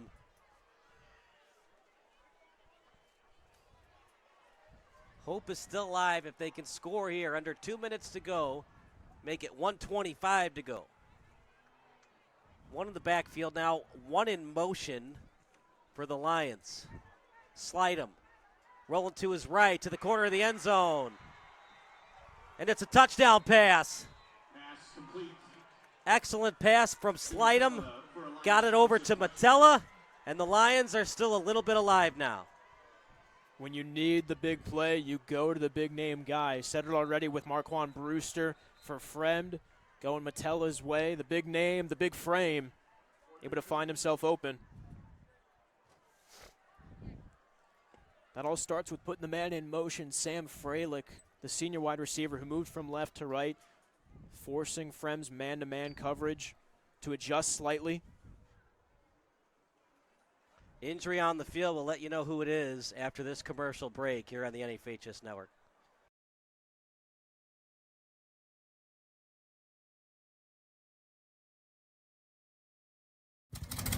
There have always been a few, ready to fight and win. Since 1775, these few have been Marines, and they come from across this land to defend the future of our nation. This year, our Corps celebrates 250 years, and Marines are proud to serve this country, each other, and all that is still to come for America.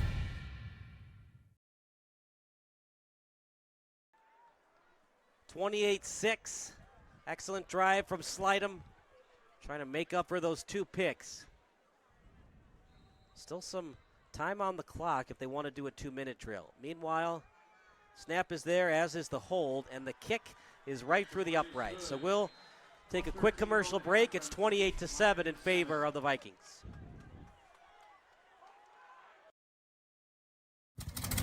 There have always been a few, ready to fight and win.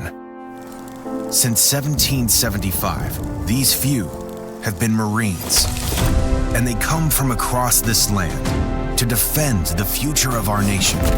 This year, our Corps celebrates 250 years, and Marines are proud to serve this country, each other, and all that is still to come for America.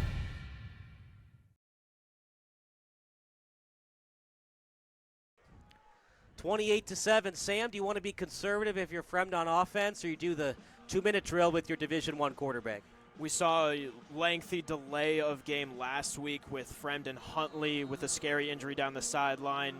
Minute 13 left before the half. Play it safe, take a knee or two, go to the break. You're up, happy that you're up 21 points going to the half, and your offense has been solid. This will be a better test for this Fremd Viking team, though, because keep in mind, they pulled the starters at the half last week, so you're trying to get O'Brien and these guys more prepared for football later into November.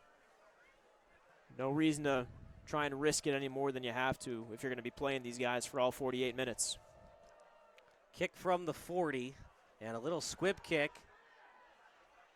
Very surprising call from Butcher. What say you, Sam?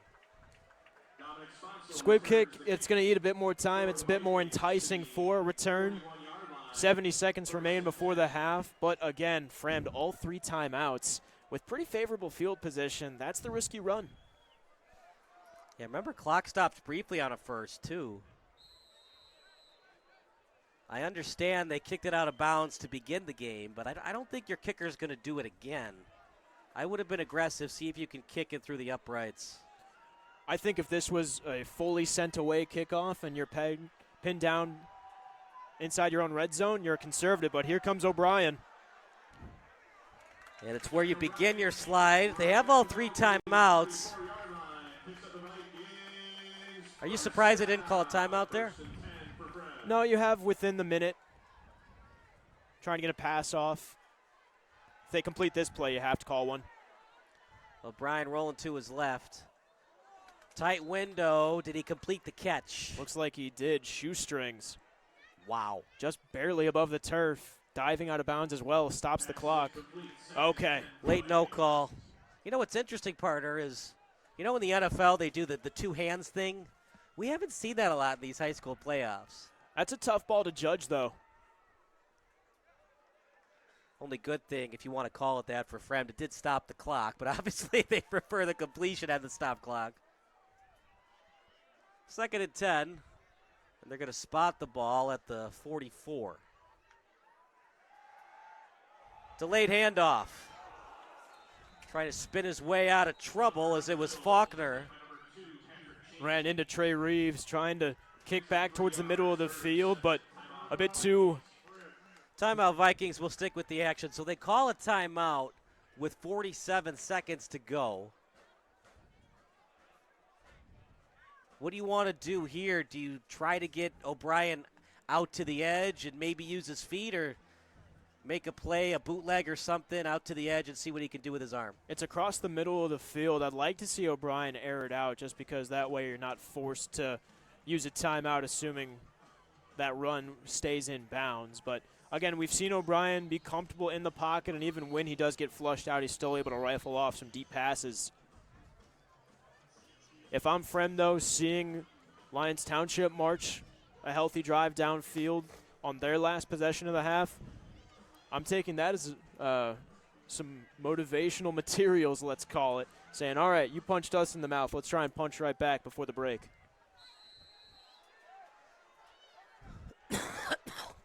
Again, this is a starting defense for Fremd that rarely allows scores.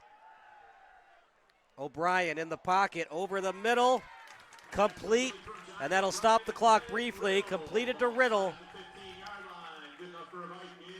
Over the middle of the field, Riddle cuts to the outside, turns right back in, has his man beat by 1.5 feet, and O'Brien on the dot.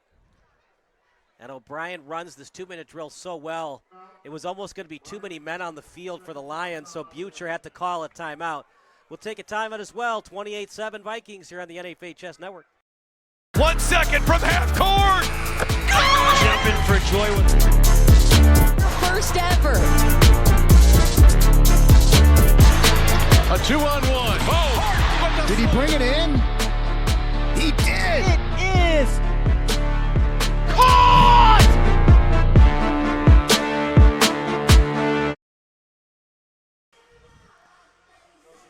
28-7. Kyle Smith alongside Sam Corbett. Ball at the 25. Are you thinking 6 all the way if you're this coaching staff for the Vikings, or will you settle for the field goal?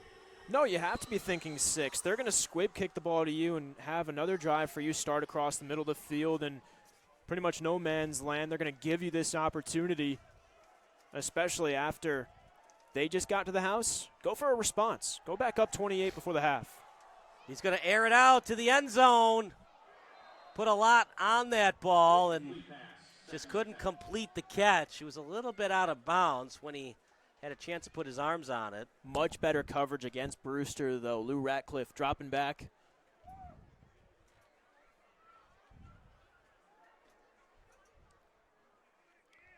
Second and 10 at the 25.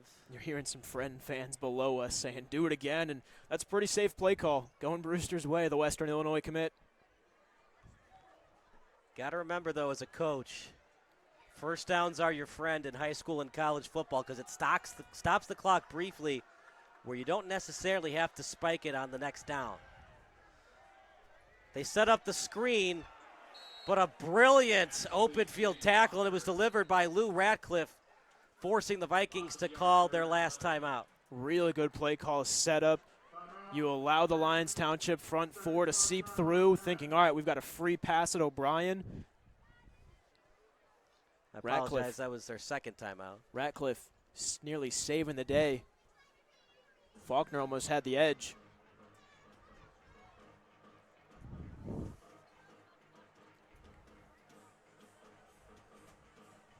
So here we go, Sam. You've got 3rd and 11, ball at the 26.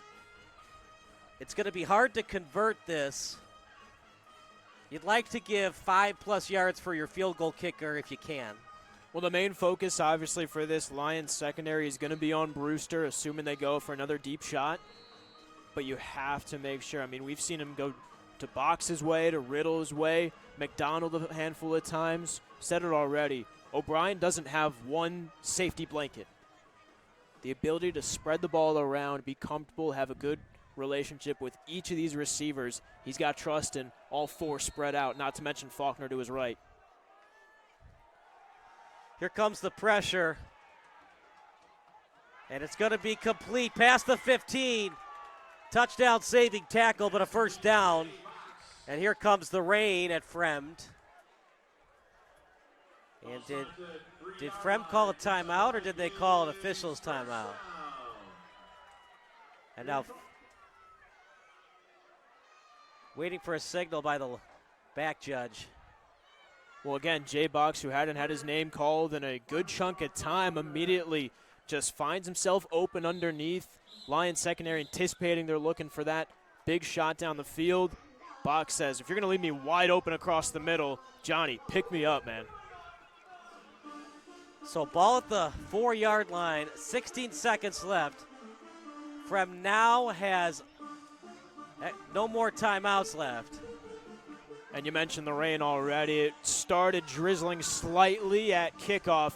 Now it's coming down pretty hard in the northwest suburbs. If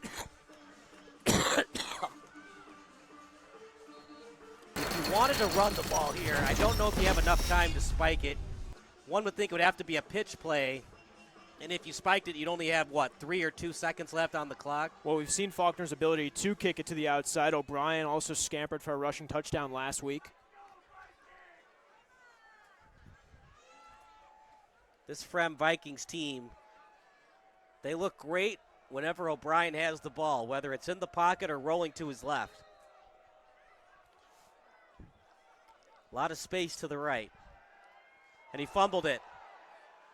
Ball on the turf. Who got it? There were a lot of Lions around it, but O'Brien somehow got the ball back.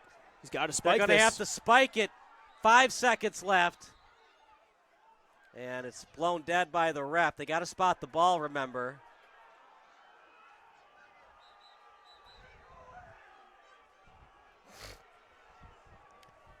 Due to delay, referee spot the ball. Please reset the clock to 6 seconds. Wow.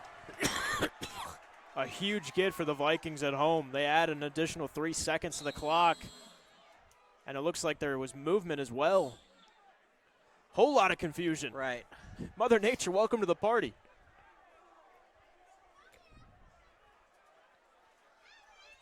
Good pickup by you, Sam. That ball got a little bit wetter than possibly O'Brien was expecting. And he fumbled it. That's the second fumble tonight for O'Brien. So he hasn't been perfect, as close to perfect as possible, but those 2 fumbles, that was almost really costly against the Vikings. Well, he's heated near the sideline right now. He's trying to say, let's go for it.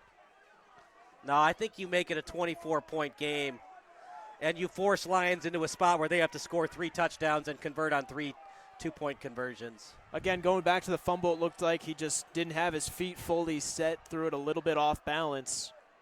Really love the competitive edge in 8, though, saying, why can't we go for this? But, again, smart, just take the points. And where the Lions offside, there's a yellow flag. You can decline that. But was it encroachment offsides? Oh, it's on the offense. Partner, that might be a 10-second runoff. False start is an automatic 10-second runoff. Lou Sponsel pointing to the game clock saying, what time do we have? And you got to make sure, as an officiating crew, you get this call right.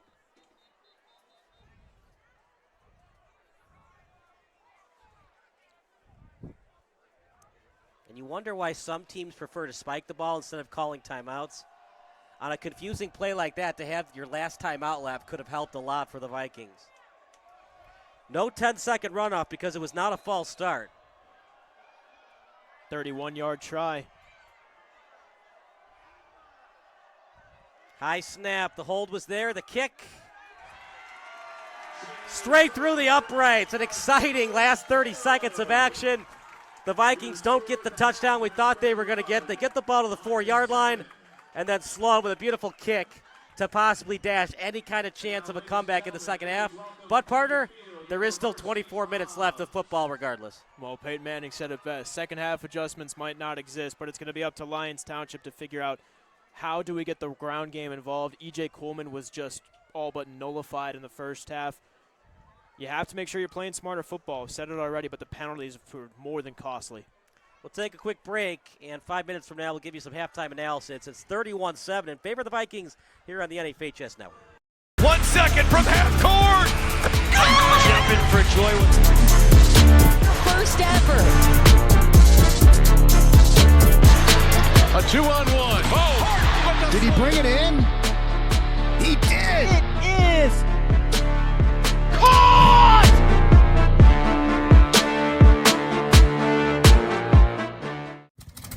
There have always been a few, ready to fight and win. Since 1775, these few have been Marines, and they come from across this land to defend the future of our nation. This year, our Corps celebrates 250 years, and Marines are proud to serve this country each other, and all that is still to come for America.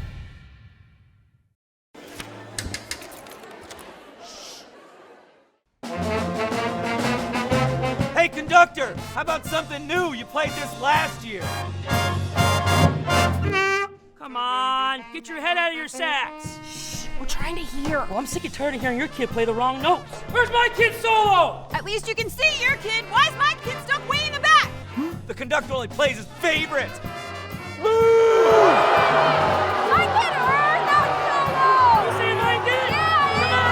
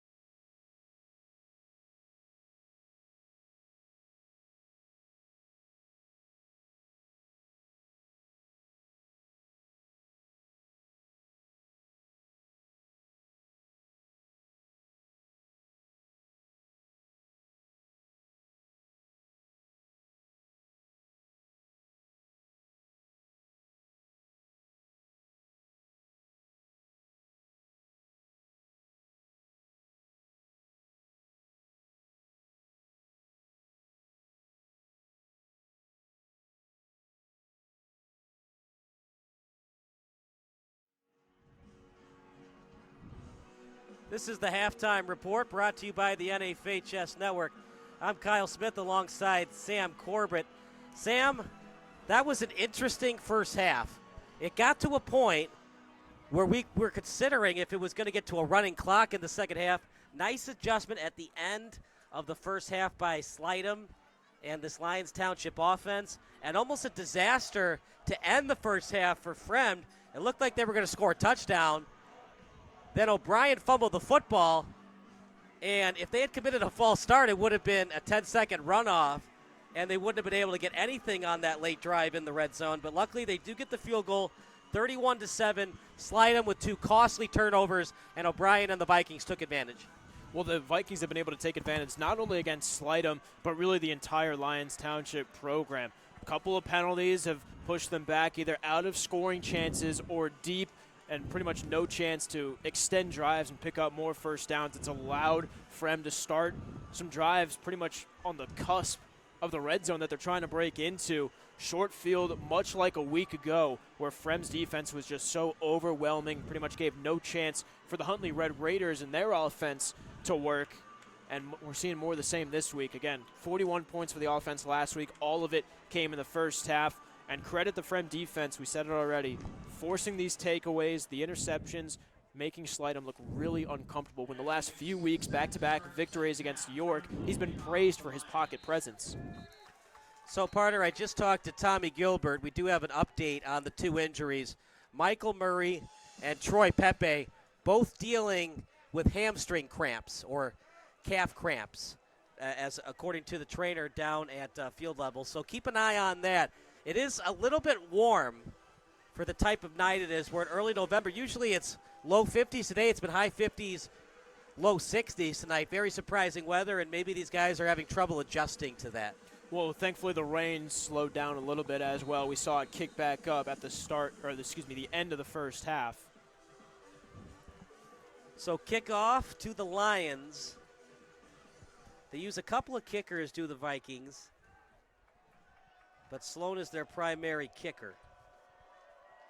Wolf does the kickoffs, and it's called dead by the ref. And this could be offside on the Vikings. Nope, false start. How about that, a false start on a kick? Just getting past the 35 before Sloan's boot does. Or past the 40, now back to the 35 with the penalty.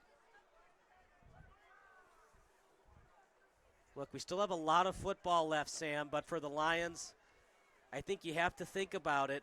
3 touchdowns, 3 2-point conversions. I don't know if you have enough offensively to score 4 touchdowns in the second half. The only way to take it is one play at a time. Right. But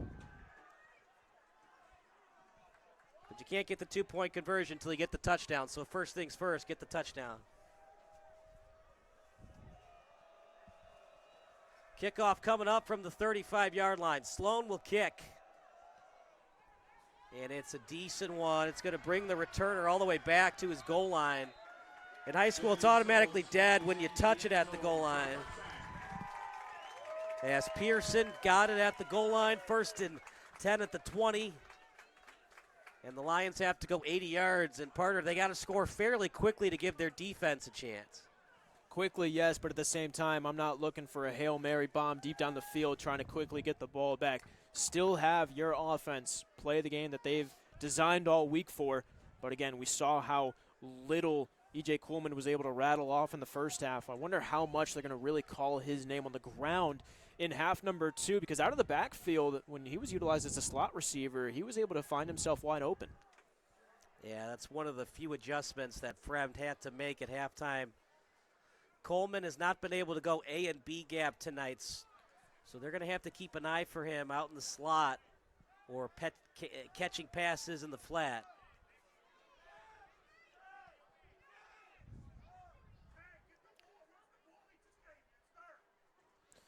That is a ball boy who is going to remember getting a tough conversation with head coach Lou Sponsel.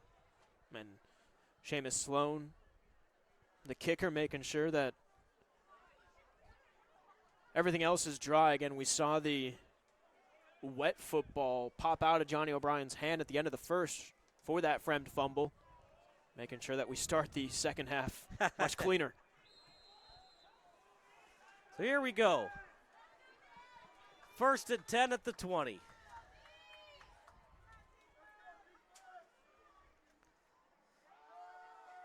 As Slydom hands it off to Kuhlman. Almost broke it to the second level, but he does get to the 30-yard line. And they're going to spot it just short of the 30, actually. A late spot now to the 29. When you saw Kuhlman, again, looking for those interior holes in the A or B gap, he reads that they're not open, kicks it out to the left, and just has that second gear.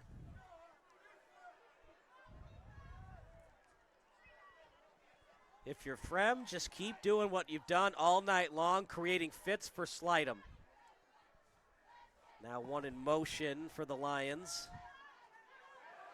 Getting it to the edge, but well read by the Vikings as the big defensive lineman and Owen Jabukzak, as he's going to be playing his college ball at Northwestern next season, and showing why on that play. Yeah, but this isn't going to do himself any favor. Some additional shoving.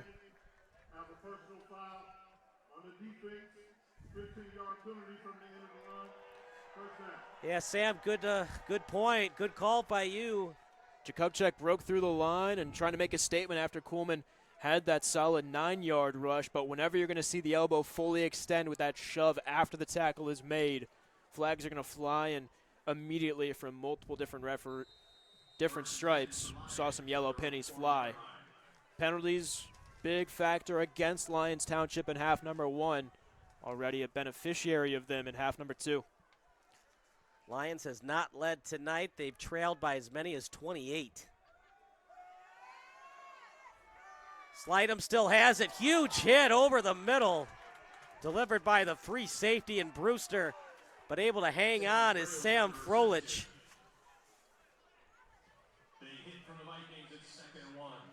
Michael Murray back in coverage as well. Mentioned him along with Pepe. 4 and 32 in green, both on the field. 2 standouts in the first half.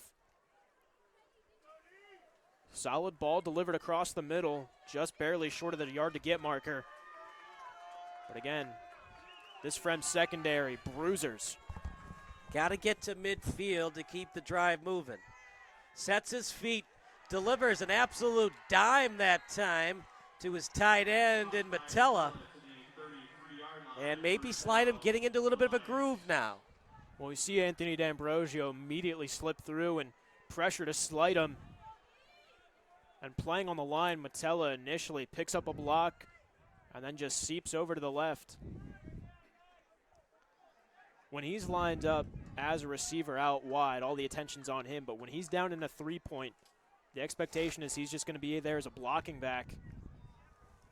He's able to sneak away. You surprised they're not going no huddle here? Still plenty of time left in the third. And again, it got to take it one play at a time. No reason to rush a bit more. Slydom, tons of time. Over the middle, Metella gets to the 25. As finishing the tackle for the Vikings, Tom O'Brien, the 6-foot-even, 200-pound junior linebacker. That is too big of a frame to be left that wide open across the middle of the field. Seems like this offense has become really one-dimensional with Metella. You'd like to have them get it to Smith, Kuhlman, and maybe another guy more often than they do. We saw Fremd thrive that way, spreading out the ball plenty of times through the first 24 minutes. A lot of targets for Metella tonight. Over 70% of the targets have gone his way. Slydom over the middle. Excellent play, but they're going to say possibly defensive pass interference against the Vikings. Now O'Brien, again, much like Zach Tefilon's pass breakup in the first half, where both of them got their right arms around. Tefilon kept that left hand free. Meanwhile, Tom O'Brien holding on with that left hand to the receiver. That extra coverage going to allow the Lyons Township Lions to get into the red zone. It looked like his hand was on the receiver's hip. And when you don't allow the wide receiver to extend for the ball, they're going to call that on the defensive back every time. Of course, O'Brien a linebacker, so but usually defensive pass interference is on the defensive back versus linebacker, that time on an LB. Lions looking for 6 as they switch the formation. 2 in the backfield now. And it's going to be a touchdown run. E.J. Kuhlman right up the middle. And don't call it a comeback yet, but a quick drive and a touchdown for the Lions. Well, that's step 1. Plenty more steps needed for Lyons Township. But again, you see that front 7 for Fremd, seeing Slidham drop back. The pass has been working really well for them to start this half, thinking they're going to go back to it. They lull themselves away instead, give it right back to Kuhlman. So they do not go for 2. They do the PAT instead. We'll take a quick break. 31-14 in favor of the Vikings here on the NFHS Network.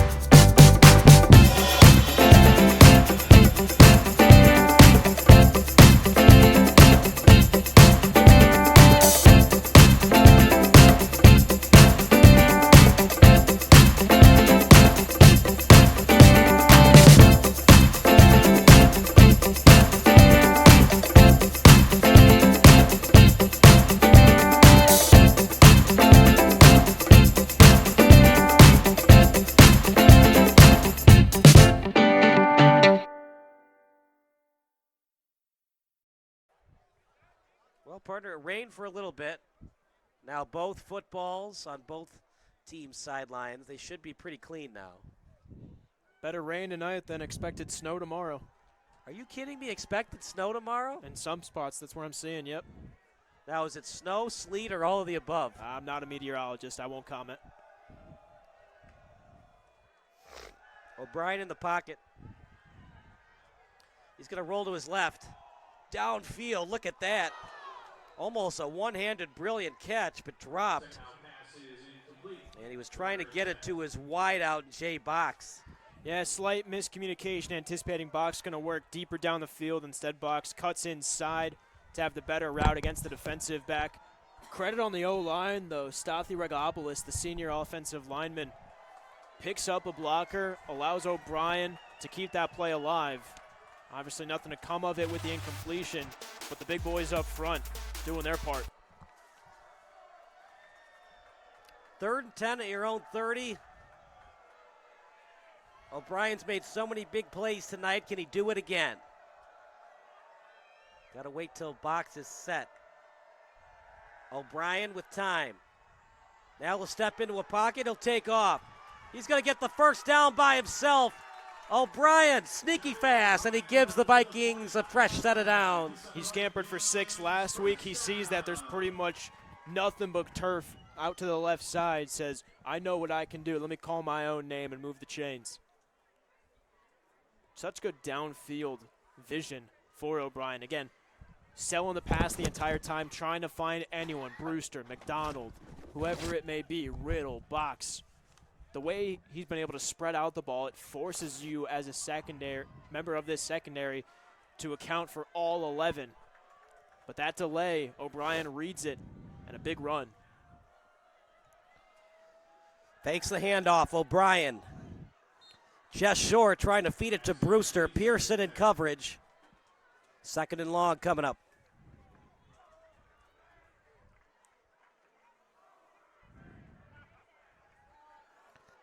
Well, you were talking about those Lions away fans as they travel in droves, trying to say Johnny O'Brien is overrated. After one incompletion, that whatever it takes as a student section, the Lyons Township Weirdos, they've been featured recently, really this whole season, on Slow Shea, who's been giving the Lions plenty of love. On the fan poll, this was heavily favored for Lyons Township to come on the road and defeat Fremd. Look, if Slidham doesn't commit those turnovers, who knows what this game could have been, but meanwhile, the defense is in a tough spot against a Division I quarterback, going to be in the Big Ten next year. And can you force a punt? 3rd and 2. They haven't run the ball a lot tonight. One would think they're going to run it here.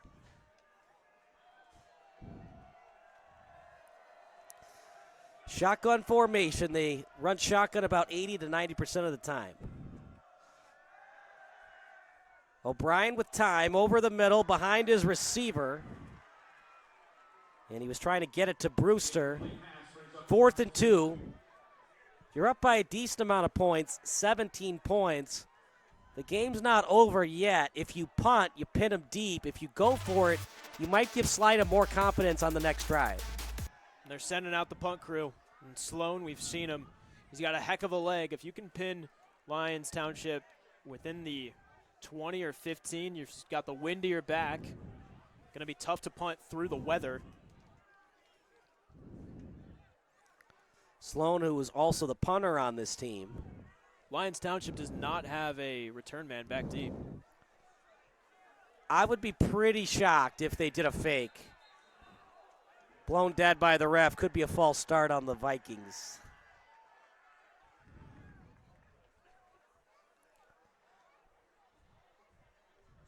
Delay game against Fremd.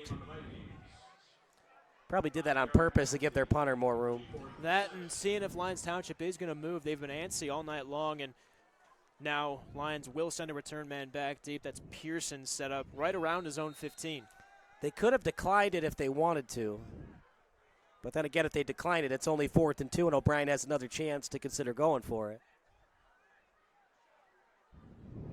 Not a great snap. Here comes the rush. Whoa, just got the kick off. Pearson, he is shifty. Turns on a dime, gets past the 45. And the Lions are still alive, partner. Boy, that was risky in more ways than one. Poor snap, left a bit low for Sloan, but still able to get a good punt off. Fielded at about the 20, but a huge, not even a lane, just a full alley across the left side of the field. Pearson reads that. Smart blocking in front as well, making sure that there was going to be no penalties to potentially pin Lions back even deeper. But now this is one of their best starts for a drive. Need any kind of points. They're down 17, so they're down 3 scores regardless. Two in the backfield. High snap. Slide him with time. He's going to throw it downfield behind the safety. Underthrew him just a tad. If that pass was on the money, it would have been a touchdown. Really good arm, but slide him just a bit flat-footed. He runs that play action excellent. Looks like Jared Goff at times in the pocket.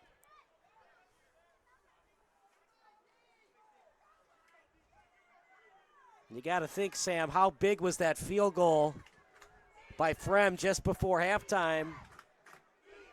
2-score game versus a 3-score game right now, Kyle. And you think about that touchdown, Lyons Township staying focused, getting a late score before half. Every play matters in a football game. They run another fake handoff. This time the Vikings weren't fooled. Real tight coverage in the secondary. Have to give him credit. Another bullet out of the right arm of Slidham, but. And the other thing is, too, Sam, when you turn the ball over, it minimizes your future possessions. You wonder if they had punted instead of throwing picks, where this game would be at right now. Slidham has looked good since those 2 picks, but they have proved to be very costly thus far. Turning defense into offense. It's exactly what the Fremd Vikings did last week here at home against Huntley. Pressure comes, and it's going to be a sack. Tom O'Brien makes up for the pass interference earlier in this half, and a huge sack. And it's absolutely silent on the Lyons Township end. You all but flipped the field. A huge loss. O'Brien initially drops back in coverage, then steps up. Slidham just holds on to the ball too long, anticipating someone to get open deep down the field. Great coverage again from this secondary, and a great read from O'Brien to go in and light him up. They're going to do it again. Here's the field goal attempt. That is a live ball if you want to return it.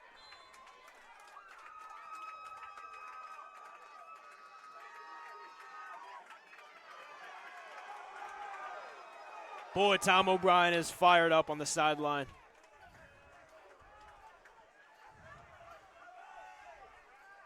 The field goal attempt is short, and it is Vikings ball at the 41-yard line.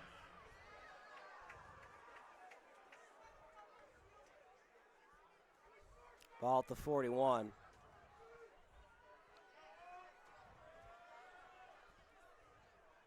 You got to wonder if are they having trouble in practice on punts where the ball goes over the punter's head, and that's why they're doing field goal attempts. Could be. We've seen some higher snaps, some lower snaps.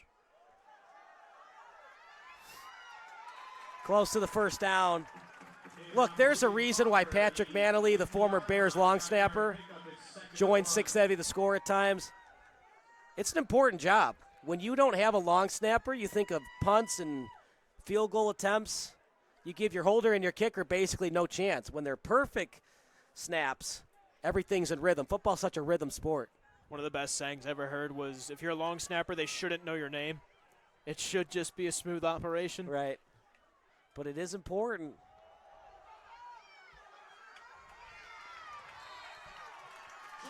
How about Jaden Faulkner just staying upright, refusing to go out on first contact, tiptoeing down the sideline.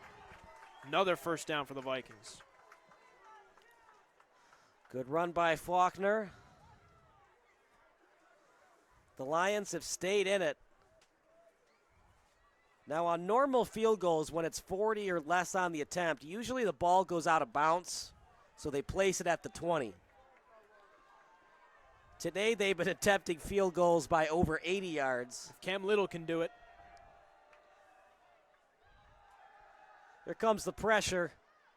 Off his back foot, he's going to deliver it downfield. And it's going to go out of bounds. Tried to get it to McDonald. And it's MacDonald, not McDonald. I always think of Coming to America. Remember that? You never seen that movie? That was before your time, I guess. You got to see the movie, but basically Eddie Murphy's character finds a job at McDonald's, and it's got the same golden arches. And he's like, no, it's a different restaurant. It's not McDonald's. Second 10. You got to see that movie, man. That's one of Eddie Murphy's best.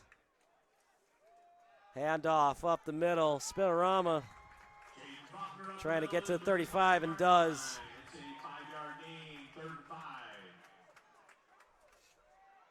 This is O'Brien's bread and butter. 3rd and 5 or less, he has dominated the Lions defense tonight. Well, very simple play calling as well. Just easy looks up the middle, stuff that you know is going to keep the clock moving. So Box will have to be on the sideline for a play as they sub for him. Let's see what they want to do here with O'Brien. Will they roll him outside the pocket again? Fakes the handoff, plenty of time, delivers a strike, 1st and 10 and more. The chains keep moving. It really feels as if Lyons Township is expecting Johnny O'Brien to be Johnny O'Brien and have those 40-yard bombs down the field and playing very preventative. He's seeing these open receivers 6 yards downfield and saying, all right, I'll just take what you're giving me. For the Lions, if they give up a field goal, they're still tactically in it. The problem is they're giving up so much time. Tommy, what do you got for us? Yeah, Kyle, with a big halftime lead, there was definitely some concern about complacency on the Fremd sideline at the beginning of that 3rd quarter. The talk among players on the sideline right after that Kuhlman touchdown run, we can't play conservative. Just dropped at the last second, almost another touchdown for O'Brien. Oh, I thought he might have had that one right there, Kyle, but just couldn't corral it over on the sideline. Yeah. But again, it can't play conservative. We have to play to win the game. You can't play not to lose. Message in the defensive huddle a moment later, very, very similar. This is not over, despite the score. Whatever you had in the first half, pick it back up. Over on the Lyons Township sideline, defensive coordinator Brian Bergman talking to his defensive backs, telling them they're running everything underneath you. If you're already lining up 6 steps back from the line of scrimmage, don't take any more steps back. Just side shuffle and get ready to go. Tommy, thank you so much. We'll see you in the 4th quarter. So 2nd and 15 coming up. Yeah, O'Brien had a similar penalty to this last week where he steps up just barely in front of the line of scrimmage. But that's what he does, though. He loves moving around, maneuvering outside of the pocket, seeing if anyone's going to get themselves open. Just lost his footing. O'Brien to the end zone. Brewster!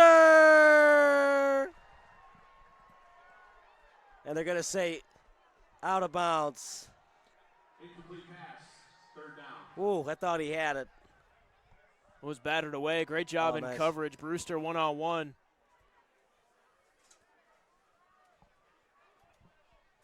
In solo coverage, Cole Harris, 5'9", lined up against 6'1" Brewster, but he was on him the entire time.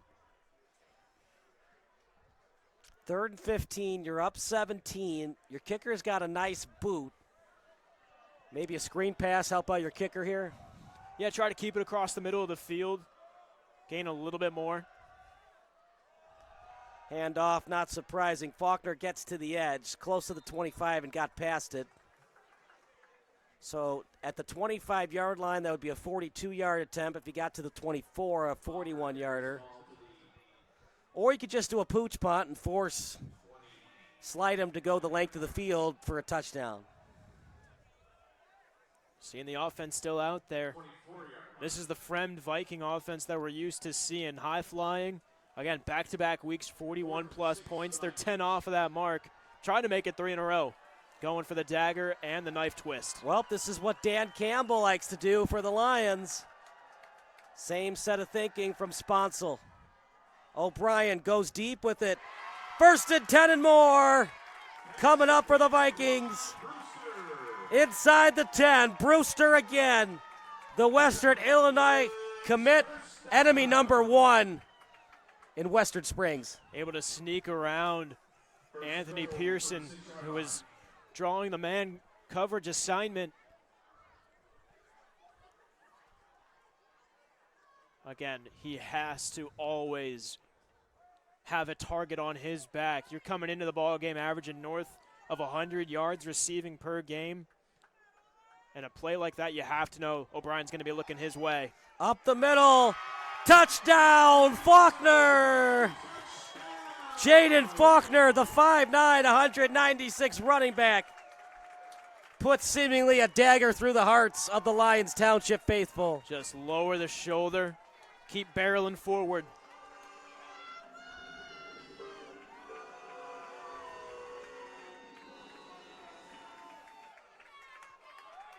Just an excellent drive delivered by O'Brien. What else is new?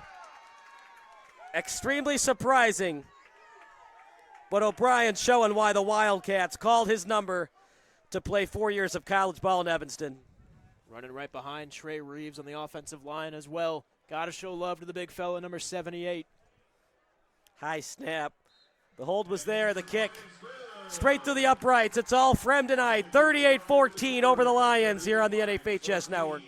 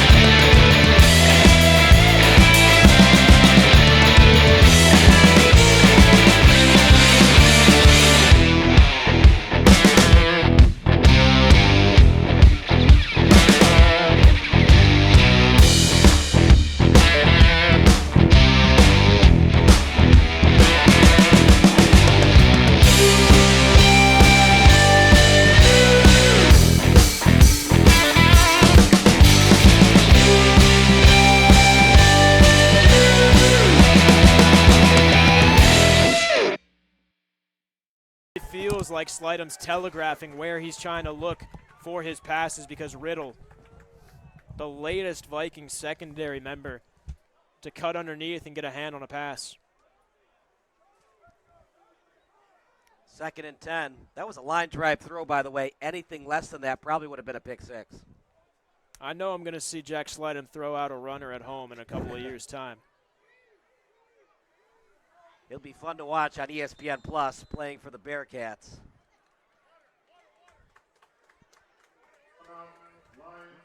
Timeout, Lyons Township will take a timeout as well. 38-14 Vikings here on the NFHS Network.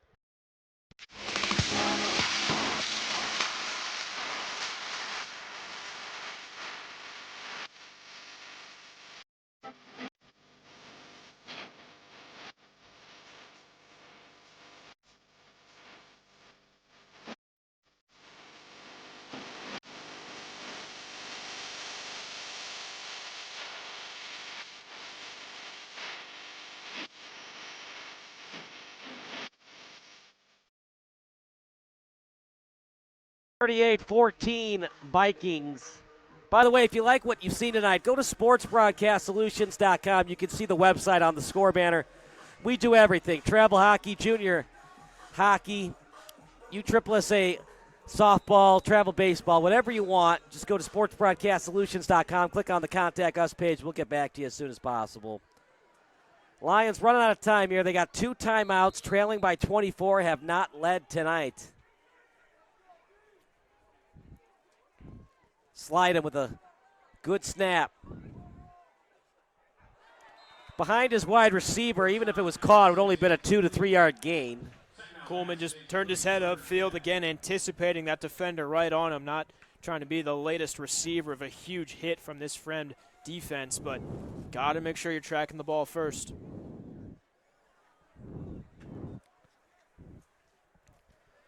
Third and 10 for the Lions. 1:32 to go in the third quarter. Not a lot has gone well for them tonight. Trailed by as many as 28. High snap, slide him with a 4-step drop, then the pressure comes. He's going to lose a lot of yards. And notice, it's not 1, it's not 2, it's 3 separate guys all getting through that line. Jakubczyk, Pepe, and the third man, Jason Hardy.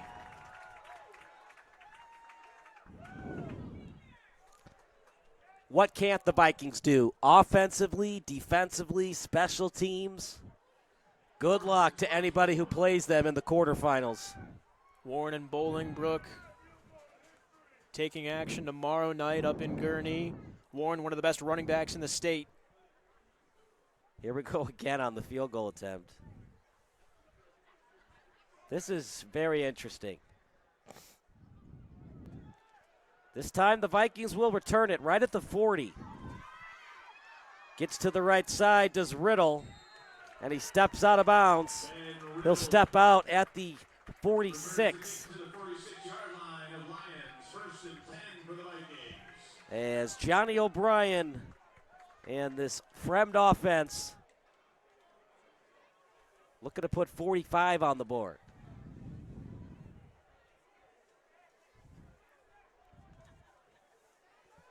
One would think if they get any kind of points, that would probably end the day for O'Brien. There is that slight balance, though, because you want to prepare for the next week and make sure that they're used to playing all 4 quarters, but you also want to make sure, God forbid, you've been referencing the NFL all throughout the contest. If you see an injury like Jaden Daniels.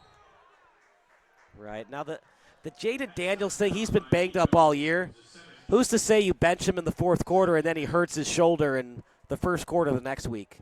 Yeah, injuries just don't go away, you know? Watching that elbow roll up was you have to be cautious with your star guys in games that are out of reach one way or the other. But, again, making sure that your true 11 and not guys that are more rotational pieces are conditioned for all 48 minutes. Injuries happen in football. You can't be scared as a head coach, but you also have to be smart, too. O'Brien in the pocket. It's just impossible to tackle this guy. Look at this. Able to get to the left. Still with the ball in his hands. First down and more. He's like Superman out there. Took him 100 yards to run 20 yards, but, man, he keeps making highlight play after highlight play, and unfortunately it's going to be a race because you can't extend a play that long without anticipating some sort of holding. How about that? It's on the running back. Well, you're not getting the ball. Go find somebody to hit and pick up a blocker, but too much contact on the jersey. But yeah, they interviewed some of Russell Wilson's old offensive linemen with the Seahawks, and they said as much as they loved the scramble drill from him, it was tough being his offensive lineman at times. Well, chewed off about 25 seconds of play clock.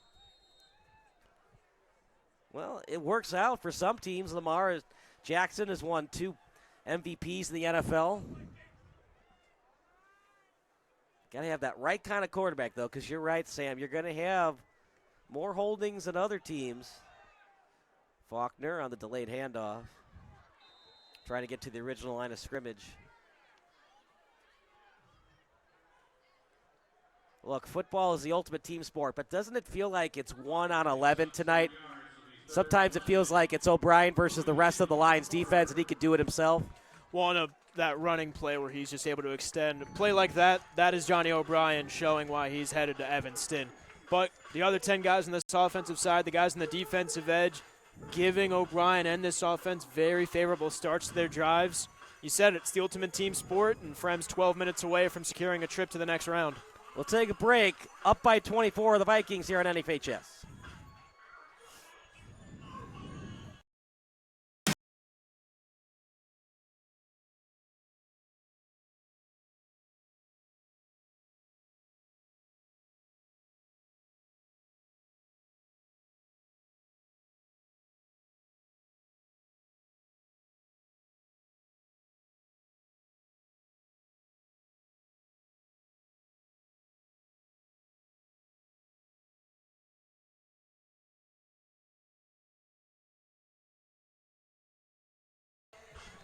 (38-14) Vikings, all Johnny O'Brien and this excellent Vikings offense.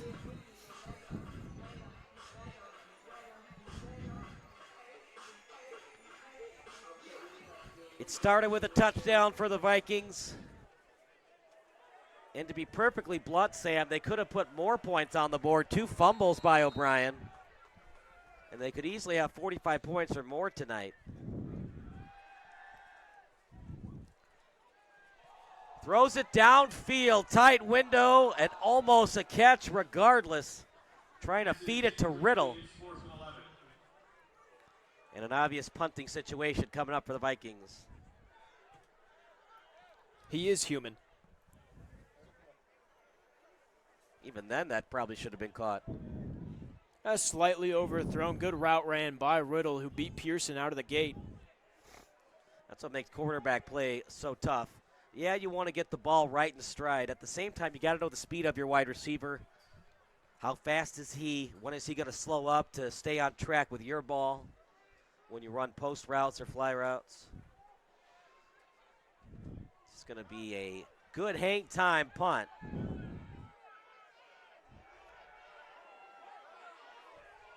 Diving for the ball. Now, did Fremd touch it first or did Lyons? I think Fremd touched it first. Now, Sam, you can't block somebody into the ball.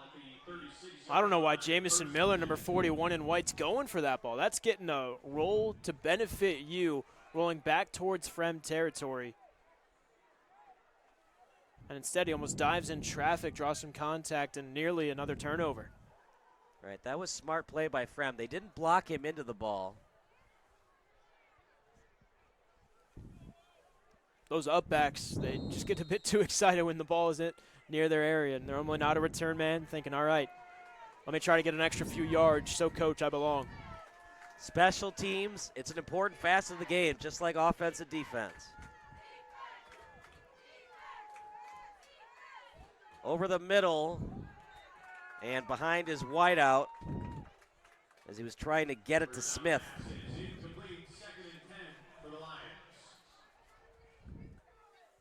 They've got some big boys at tight end and wide receiver. Both are 6'6", and Smith and Matella. You wonder, though, do they lack the speed to get past these defensive backs in Fremd? Well, if anything, it'd be the opposite if they're throwing behind. It feels like there's been a lot of those tonight where Slidham's just been a hair or two off the mark, out of rhythm with his targets. Slidham with time in his pocket, pump fake. Now comes the pressure. Great sack by the Vikings as it's 25 in D'Ambrosio. But partner for Slidham, you got to get that ball out a little bit quicker. Yeah, that hesitation took way too much time. D'Ambrosio with a good read right out of the line. Nearly untouched getting into the backfield. Had a big sack late in the game last week against Huntley. Slidham just didn't pick him up. That's what makes football awesome, and it also makes it tough to watch at times. In the playoffs, it's not baseball where it's best of 7. Just catch a team on a good night or a bad night. Plenty of time for Slidham. That was a tough catch. Ball almost hit the turf. And looks like they're bringing out the punt team, or the field goal team, I should say. Yeah, just have to send it away as far as you can. You're down 24. I guess you're hoping you can get a 3 and out, call a timeout, and then you have to go for. Well, the way they've been going backwards, if that trend were to continue, it would be another drive to start for Fremd deep in Lyons Township territory. Instead, this will force Brewster to retreat. Was returned at the 20. Brewster, past midfield, past the 40. One man to beat, spin move, falls down inside the 25. Marquand Brewster. Penalty flags down at the Lyons Township 36. So the return will count, but just not the all of it. He's so dangerous in open space. We saw the 96-yard return on the pick six. That came a week ago here at home. And to kick it to him, Huntley pretty much all but avoided it last week. Bold strategy, Cotton, to kick it to one. I've seen a lot of things in sportscasting, folks, but it looks like Peter LaFleur has blindfolded himself. Yes, he will not be able to see very well, Cotton. I love Gary Cole. Sam, you ever seen Office Space? Nope. My gosh, dude, it's going to have to be movie night at Sports Broadcast Solutions corporate address. That's another Gary Cole film. Gary Cole, of course, the play-by-play commentator in the movie Dodgeball. Up the middle, Faulkner. He's still on his feet, by the way. Eyes the 40, and now he's still on his feet. But, Barter, it looked like they blew it dead at the 40. That's tough to hear when you're in the middle of the scrum, though, and obviously some extra frustrations going to lead to some extracurricular activities after the fact. But always got to be careful as an official when and when not to blow the whistle. I hate to reference that Giants-Eagles tush-push. Yeah.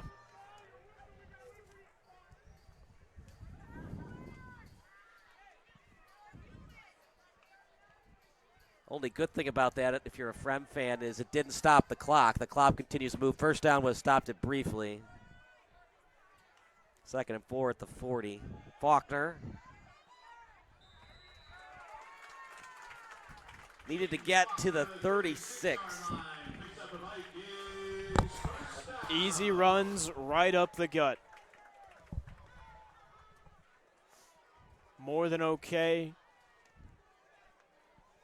Getting a yard or two at a time. Just continuing to chew away at that clock, now below 9 minutes. Fremd averaging close to 40 points per game in this postseason.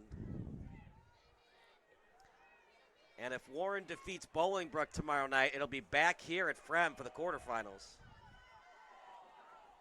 Ball popped out. That ball's out. Who got it?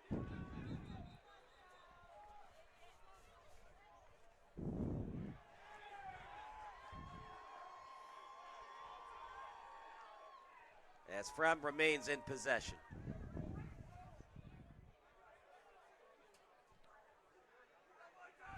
Well, it's Miko Sasevich, the senior linebacker at the bottom of the pile for Lyons Township. He was a huge defensive factor last week for the Lions. Responsible alone for 3 of the 4 turnovers on the defensive side. A forced fumble, a fumble recovery, and an INT. They've pretty much gone away from him today, but still finding a knack for getting to the ball. Surprised to see this still in favor of Fremd. Looked like Lyons Township popped it up. But when one thing's rolling the Vikings' way tonight, it's all rolling their way at home. Said it at the top of the show, Kyle. This is an incredibly tough place to come in and play, and let alone score.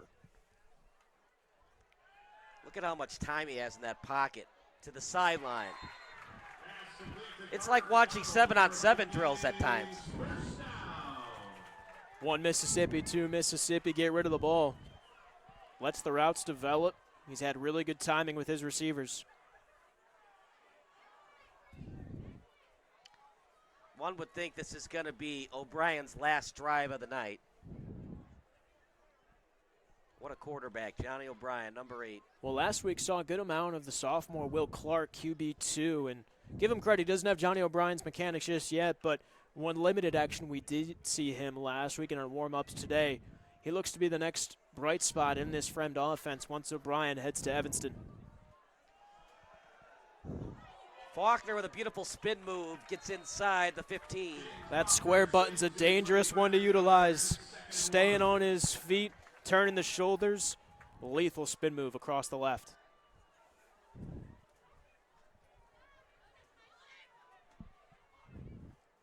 Now the Lions choose to sub.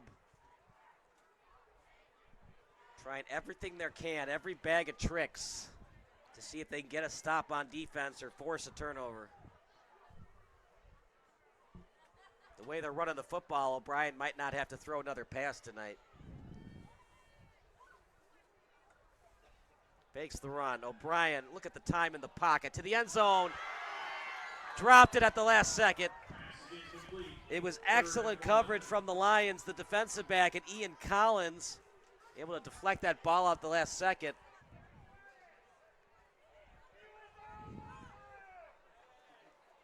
Fremd fans looking for a flag against Collins, but tight coverage right on Riddle like a shadow. Did he make a football move? I think it was just a straight route and he just dropped it or was knocked out. Always tough on the officials, right? You have the ball in your hand, you still have it, then it's knocked out. Did you ever have full possession of it? Feels like this is the first time in a long time we're seeing the Fremd ground game get driven backwards. Faulkner's had such a good talent these last few weeks in the playoffs, diving forward, getting that extra yard that it's rare to see him go for a negative. Time, of course, running out on the Lions season. Decision time for Butcher. When do you just put all the seniors in and just give up, wave the white flag? And it might be this next offensive drive. I'm surprised to see the first down go towards Fremd. Another favorable spot for the Vikings. Looked as if he had been pushed backwards, but enough forward progress. So, again, more the same for Faulkner. Just putting the head down, finding some contact. Inside the 10, Faulkner, an excellent running back. As a new player onto the field for the Vikings, as they'll go with the offensive lineman in Gio Nikolic. 6'2" sophomore, 260 pounds. They had an excellent season, partner. You wonder if they were emotionally and physically drained a little bit of last week's at the buzzer kick. And then the previous week they had to beat York to get to have a good seed. They haven't seen a different football team in 3 weeks. This would be the third week of it.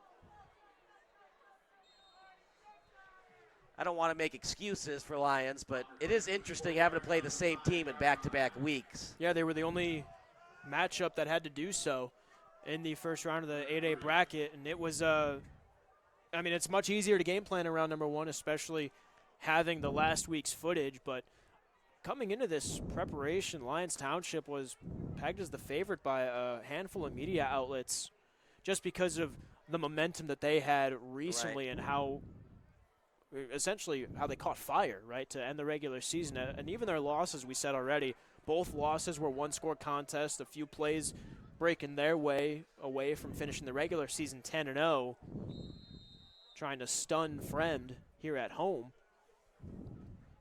But the Vikings, give them credit.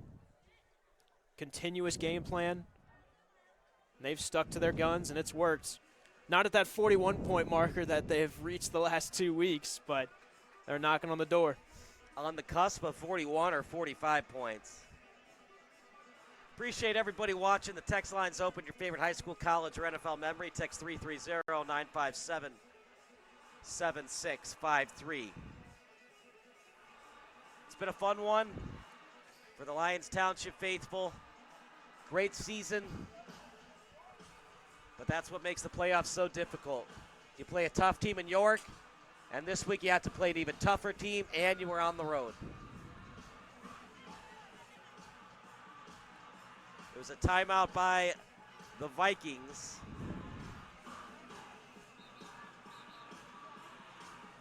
Each team with 2 timeouts.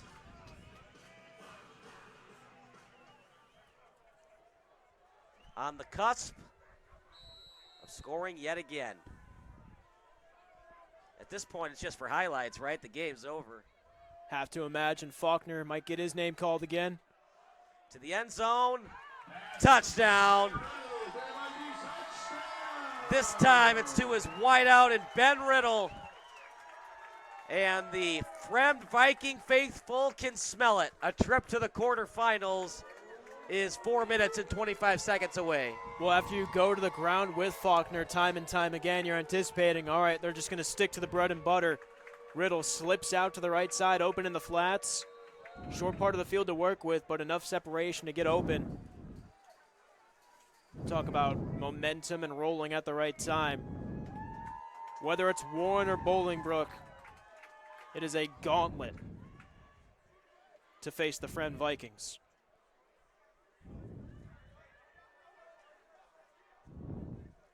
Snap was there, the hold and the kick. Straight through the uprights. We'll take a break. 45-14 in favor of the Vikings.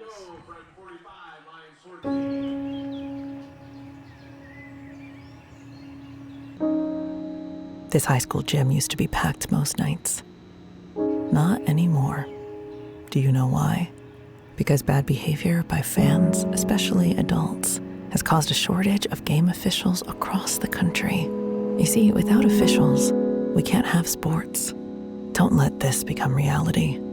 It's time for a change. Let's bench bad behavior for good.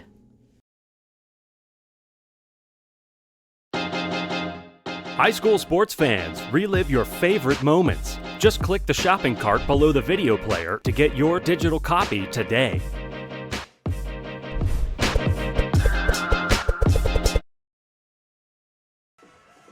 Kyle Smith alongside Tommy Gilbert. Tommy, your last field report of the night. It's going to be a Viking victory tonight. It certainly is, Kyle. A great evening here at Fremd for the home squad who will advance to next weekend's quarterfinals. As you can imagine, plenty of frustration and dejection on the Lions sideline, and a lot of that really can be credited to this tenacious Viking defense. Lions wide receiver Grant Smith talking to Slydom over in the huddle on the sideline about a play they'd run on third down, saying he felt like he was going to be open, but they called it out before the snap. The safety was coming over, and they had the play the whole way. That Viking defense has been all over everything LT has tried to run tonight. On the Viking sideline, excitement isn't quite the right word. It's more the air of calm confidence of a team that knows it's really good and knows it has taken care of business tonight. Will Butcher put in his seniors, as it looks like it's just not going to happen for the Lions tonight? They didn't say anything about it on the sideline either way, but I wouldn't be surprised if we saw that in the last couple minutes. All right, Tommy, thank you so much. We'll see you in a couple weekends from now. Well, Sam, Mama said there'd be days like this. Mama said if you're a Lyons Township fan, it just didn't work out tonight. I mean, you have to look at that first half, and, excuse me, and the penalties really allowing Fremd to break away with an early lead, and they were such strong front runners last week against Huntley that this is what they're comfortable with, and really they've been strong front runners all season long. Both them and Barrington have been great all season long. Our comrades are at Barrington tonight. It was an early 7-0 Glenbrook South lead.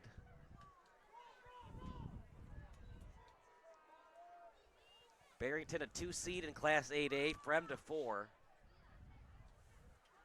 Of course, Barrington getting the 2 seed, defeating Fremd for their lone loss this year, and that was the only game that O'Brien wasn't available for. And for E.J. Kuhlman, just a tough night for him. He's had an excellent high school career thus far. He has one more year of eligibility. Something to work on in the offseason. Can you get to the second level a little bit quicker? When you play a tough front four and it takes you time to get to the second level, it just bit Lyons Township in the foot a little bit tonight. Well, this is a front four that eliminates the ground game no matter what. We talked about it already with Chase Honacki last week, who came into the playoffs on the heels of a 5 rushing touchdown performance to end his regular season. He was a non-factor last week here in Palatine. And obviously with Kuhlman, you know, a couple of good plays, but the star power that he had the last few weeks, not to that same level. And now, again, still a lot to be decided. Still don't know who Fremd will advance to face off against, whether it's Bolingbrook or Warren. But Warren's Aaron Stewart, committed to Illinois for both football and wrestling, one of the best running backs in the game in IHSA. And if they can stop him next week, assuming Warren advances, that would be the third straight week in a row where that front four has made a statement and then some against some powerful running backs. That was George Kalkunis on that tackle for loss. And if you're Fremd, do you mind going on the road to play Bolingbrook and having to avoid playing Aaron Stewart? You have to be comfortable playing on the road regardless. They've been at home a lot to end this regular season. And if I'm Fremd, I'm rooting for Bolingbrook. I'm a fan of the IHSA, though. I'm rooting for Warren to advance and see Aaron Stewart run all over the field. If they play Warren, it's back here in Palatine. If they play Bolingbrook, they have to make the long drive to Bolingbrook. Completed to Metella, but too little, too late. It's all over but the crying. It's going to be a victory tonight for the Vikings. First and 10 at the 37 for the Lions.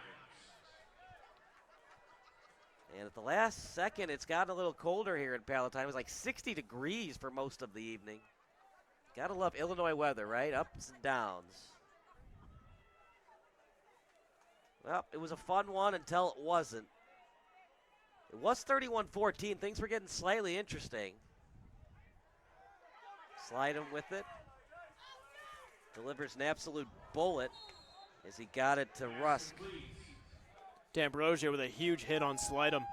Again, the senior D lineman breaking through that line, proven fits for both the offensive line and for the quarterback. 7-yard gain is 2nd and 3. We talk about going to the seniors. If they wanted to make a quarterback change, Brock Curtin, the combo quarterback and cornerback, has an injury on the field. We'll let you know who it is after this timeout break here on the NFHS Network.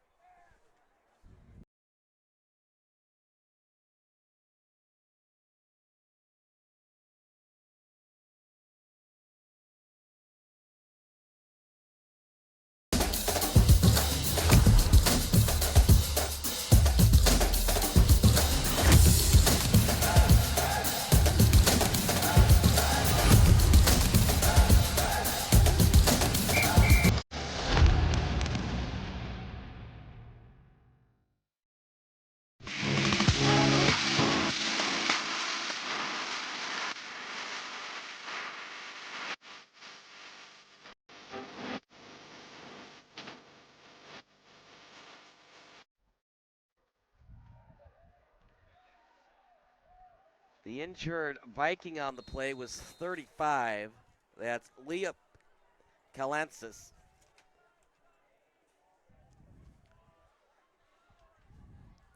Lyons Township looking for one more score.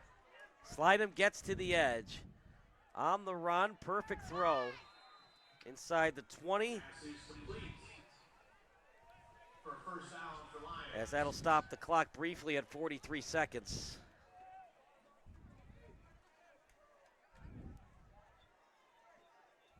Garbage time for Slidham. Over the middle. Just that kind of night for the Lions. Right on the money, just in and out of the hands, trying to find Freilich, the senior receiver, looking for one final score on the high school career.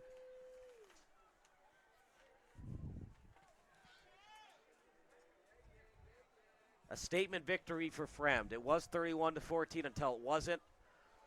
14 critical unanswered points did in the Lions.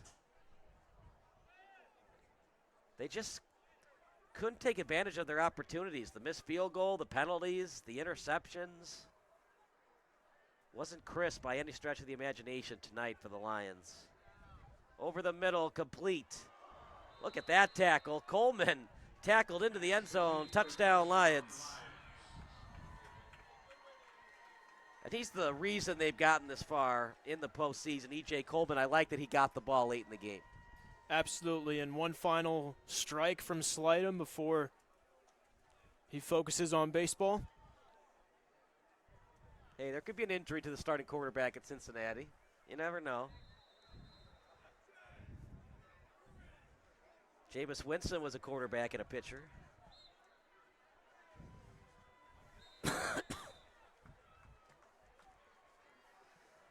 45-21. The extra point was good.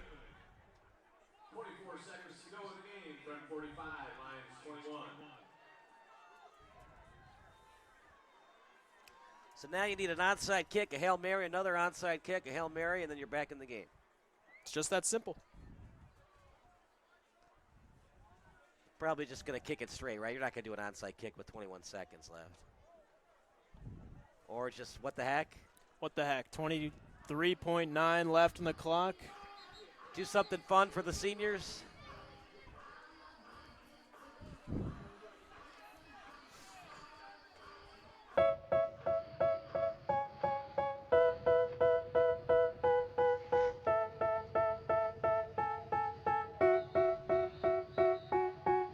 They tell me that I'm never gonna make it. They want me to do something that could make sense. They hate when I keep dreaming I'll be famous, but I don't give a fuck, I'ma keep chasing. I got all this potential that's deep inside of me, but they hate when you're successful cause they try to. Dylan Wolf normally does the kickoffs, but this time it's going to be It's going to be Wolf again. And it'll be a squib kick. Still in play. And just gives himself up at the 22-yard line. And most likely victory formation coming up for the Vikings.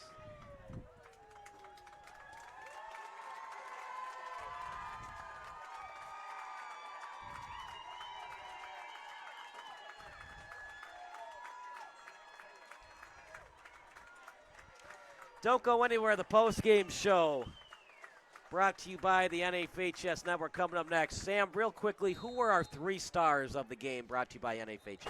Well, outside of Johnny O'Brien, right, because that is the most obvious star of the game. You have to look at Marquand Brewster as well, and really all the offensive weapons, if they can all share one of the stars combined. But if I have to signal only 3 guys, it's got to be O'Brien.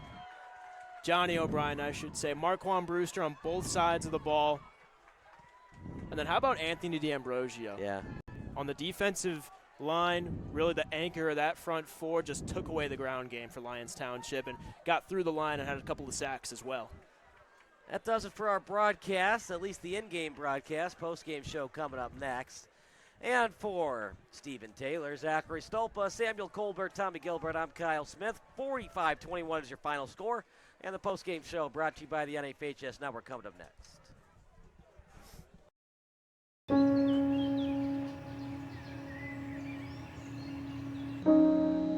This high school gym used to be packed most nights. Not anymore. Do you know why? Because bad behavior by fans, especially adults, has caused a shortage of game officials across the country. You see, without officials, we can't have sports. Don't let this become reality. It's time for a change. Let's bench bad behavior for good.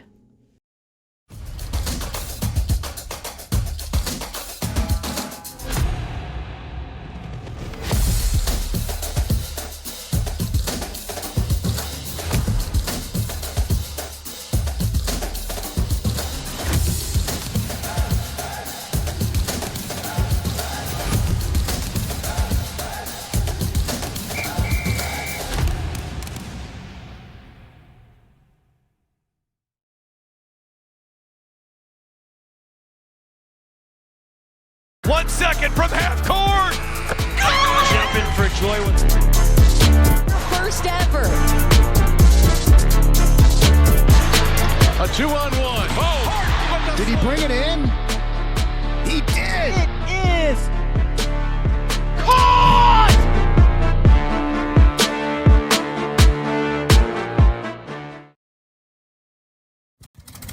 There have always been a few, ready to fight and win. Since 1775, these few have been Marines, and they come from across this land to defend the future of our nation. This year, our Corps celebrates 250 years, and Marines are proud to serve this country, each other, and all that is still to come for America.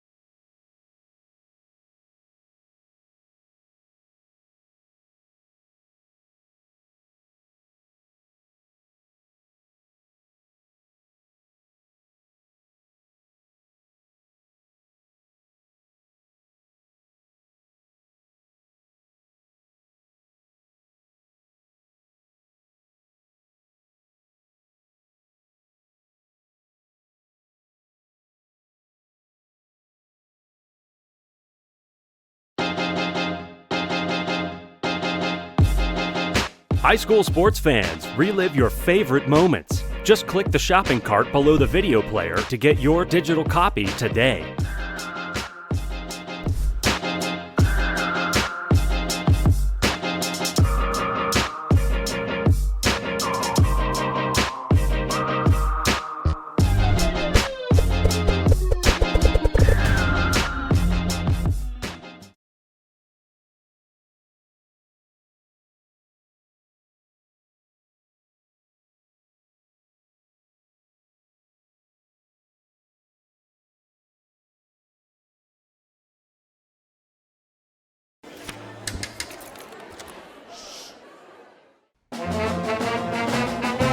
Hey, conductor, how about something new? You played this last year. Come on, get your head out of your sacks. Shh, we're trying to hear. Well, I'm sick and tired of hearing your kid play the wrong notes. Where's my kid solo? At least you can see your kid. Why is my kid stuck way in the back? The conductor only plays his favorite. I get her, not solo. You saying I did it? Yeah, Come on. What's wrong with you?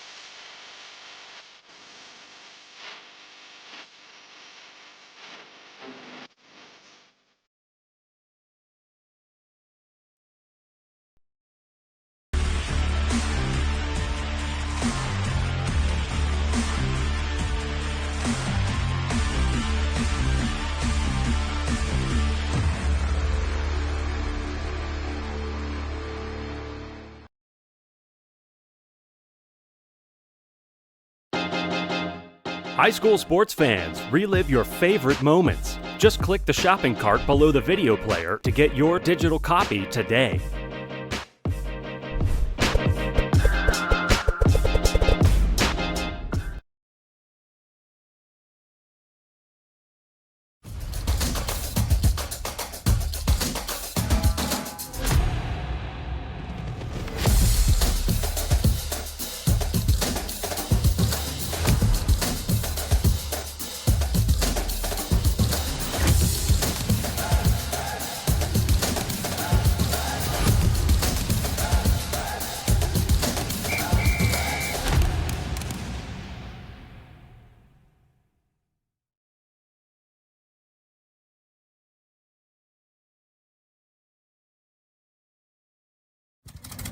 There have always been a few, ready to fight and win.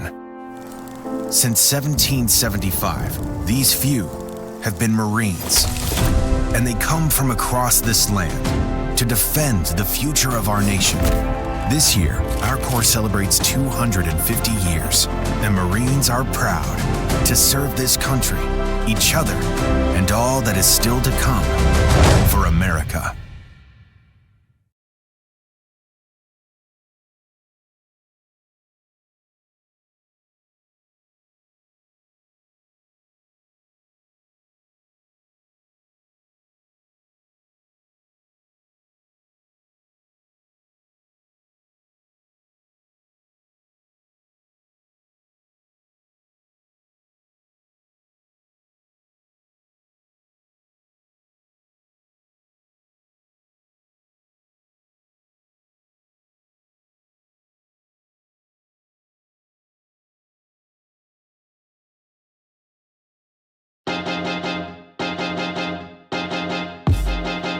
High school sports fans, relive your favorite moments. Just click the shopping cart below the video player to get your digital copy today.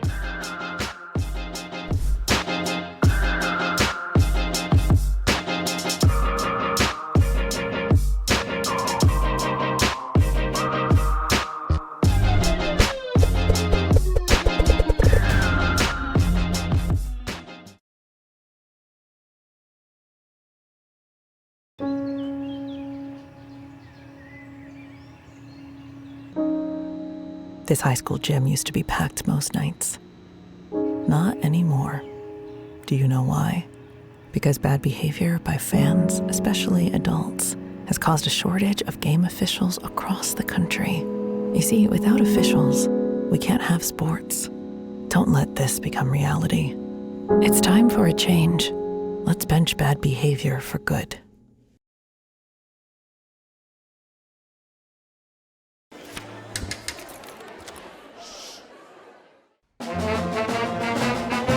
Hey, conductor, how about something new? You played this last year. Come on, get your head out of your sacks. We're trying to hear. Well, I'm sick and tired of hearing your kid play the wrong notes. Where's my kid solo? At least you can see your kid. Why is my kid stuck way in the back? The conductor only plays his favorite. My kid heard that solo! You saying I did?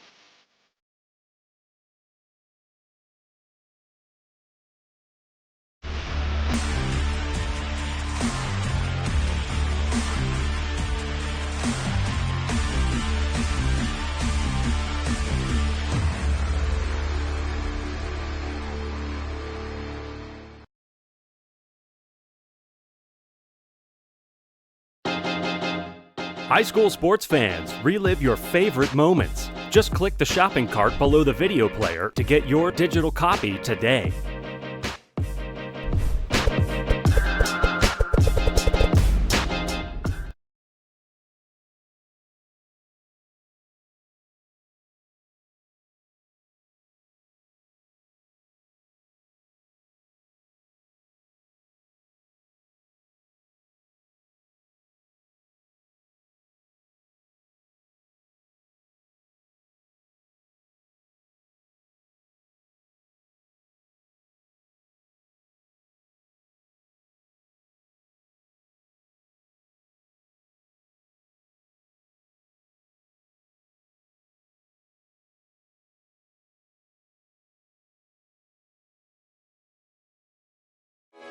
Sports Broadcast Solutions is a broadcasting network for everyone. SBS offers live telecasts on Channel 59.3, YouTube, or Twitch. We include pre- and post-game interviews with the players. You know, I started in the locker room. All the boys were getting going before the game and stuff, and we kind of found a little click at the beginning of the game, so I think that's what got us going. We also include digital live statistics, play-by-play commentary, team highlight reels, and even more than that. Go online to sportsbroadcastsolutions.com or search Sports Broadcast Solutions on YouTube. SBS, a broadcasting network for everyone. Sports Broadcast Solutions is a broadcasting network for everyone. At SBS, we offer a professional broadcasting experience for the non-professional athlete. Just like the pros, we offer everything for you. Play-by-play commentary. A no-hitter at Kane County Stadium. 15 strikeouts, 1 walk, 1 error, and that's it. Color commentary, highlight reels, recruiting videos, and much, much more. Unlike our competitors, we zoom in on the action and always have a live scoreboard with a live time code. If you're ready to have your next sporting event feel like CBS Sports, then make sure to call Sports Broadcast Solutions today. Our phone number is 330-957-7653, or you can go online to sportsbroadcastsolutions.com. SBS, a broadcasting network for everyone. Missing your child's sporting event just plain stinks. But you don't have to worry about that anymore, thanks to Sports Broadcast Solutions. SBS is a live broadcasting network, as well as covering your on-demand needs, recruiting videos, highlight reels, and much, much more. We can broadcast live to any website, and we also post as much on-demand content as you need. For more information about SBS, check out our website at sportsbroadcastsolutions.com. Sports Broadcast Solutions, a broadcasting network for everyone. Sports Broadcast Solutions is a broadcasting network for everyone. Let SBS broadcast your sporting event. We have experience and can generate excitement and permanent digital memories for your team. Tonight. That time, finally a goal for the Stampede. We have professional videographers using high-definition modern-day cameras, color analysts, and play-by-play announcers with state-of-the-art, classy graphical scoreboards to keep you updated. Plus, we have commercials to advertise your team, club, or sponsor, and us. Plus, we do pregame and postgame interviews. Hi, everybody, and welcome to the postgame show brought to you by Marion Central Catholic. My name's Kyle Smith, but my name doesn't matter. These young ladies matter. It's senior night as the Hurricanes win a battle down the stretch, 48-46. Hi, I'm Carrie Kramer. I swim 50 breast, 50 free, and 100 back. Whatever your sports broadcast needs, we are at sportsbroadcastsolutions.com. Check us out and become part of the digital sporting world. Sports Broadcast Solutions is a broadcasting network for everyone. Instead of spending hundreds or thousands with all these college recruiting sites, let us put together your college highlight reel. For just a fraction of your potential college scholarship and significantly less than these recruiting services, we got this. In addition, we put together highlight reels for teams, including high school, your club team, or travel team. My teammate gave me a great pass, and I just took it. Other team slashed me, took the opportunity, saw where the goalie was weak, and I just shot it there.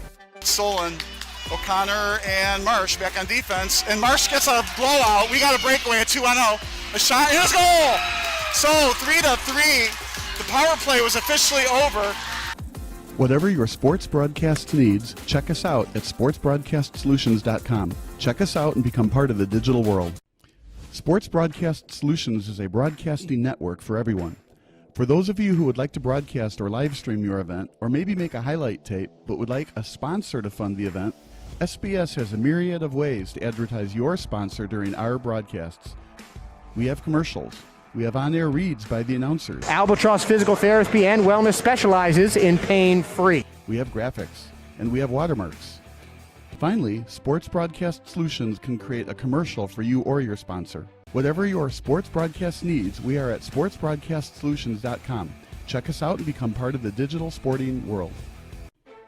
Sports Broadcast Solutions is a broadcasting network for everyone. For those of you that just want raw footage of your sporting event, but no play-by-play or color commentary, you just need us to live stream video from the event over the internet. We will live stream your event on YouTube on our Sports Broadcast Solutions channel. In addition, we also have a dedicated channel on YouTube for live streaming at SBS Livestream. And if you need multiple channels, we can utilize Facebook Livestream and Instagram Live on our channel as well. Options include commercials from your sponsors, professional scoreboard graphics are still available, and of course, yes, pre- and post-game interviews are available as an option if you want. We've been working really hard this whole summer and stuff. Whatever your sports broadcast needs, we are at sportsbroadcastsolutions.com. Check us out and become part of the digital sporting world. Sports Broadcast Solutions is a broadcasting network for everyone. We broadcast sporting events for people of all ages, including adult leagues, high school leagues, and kids. Complete with professional-looking graphics, broadcasters, color analysis, and commercials.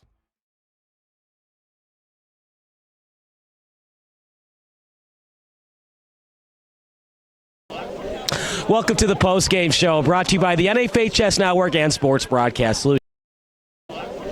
Welcome to the postgame show, brought to you by the NFHS Network and Sports Broadcast Solutions.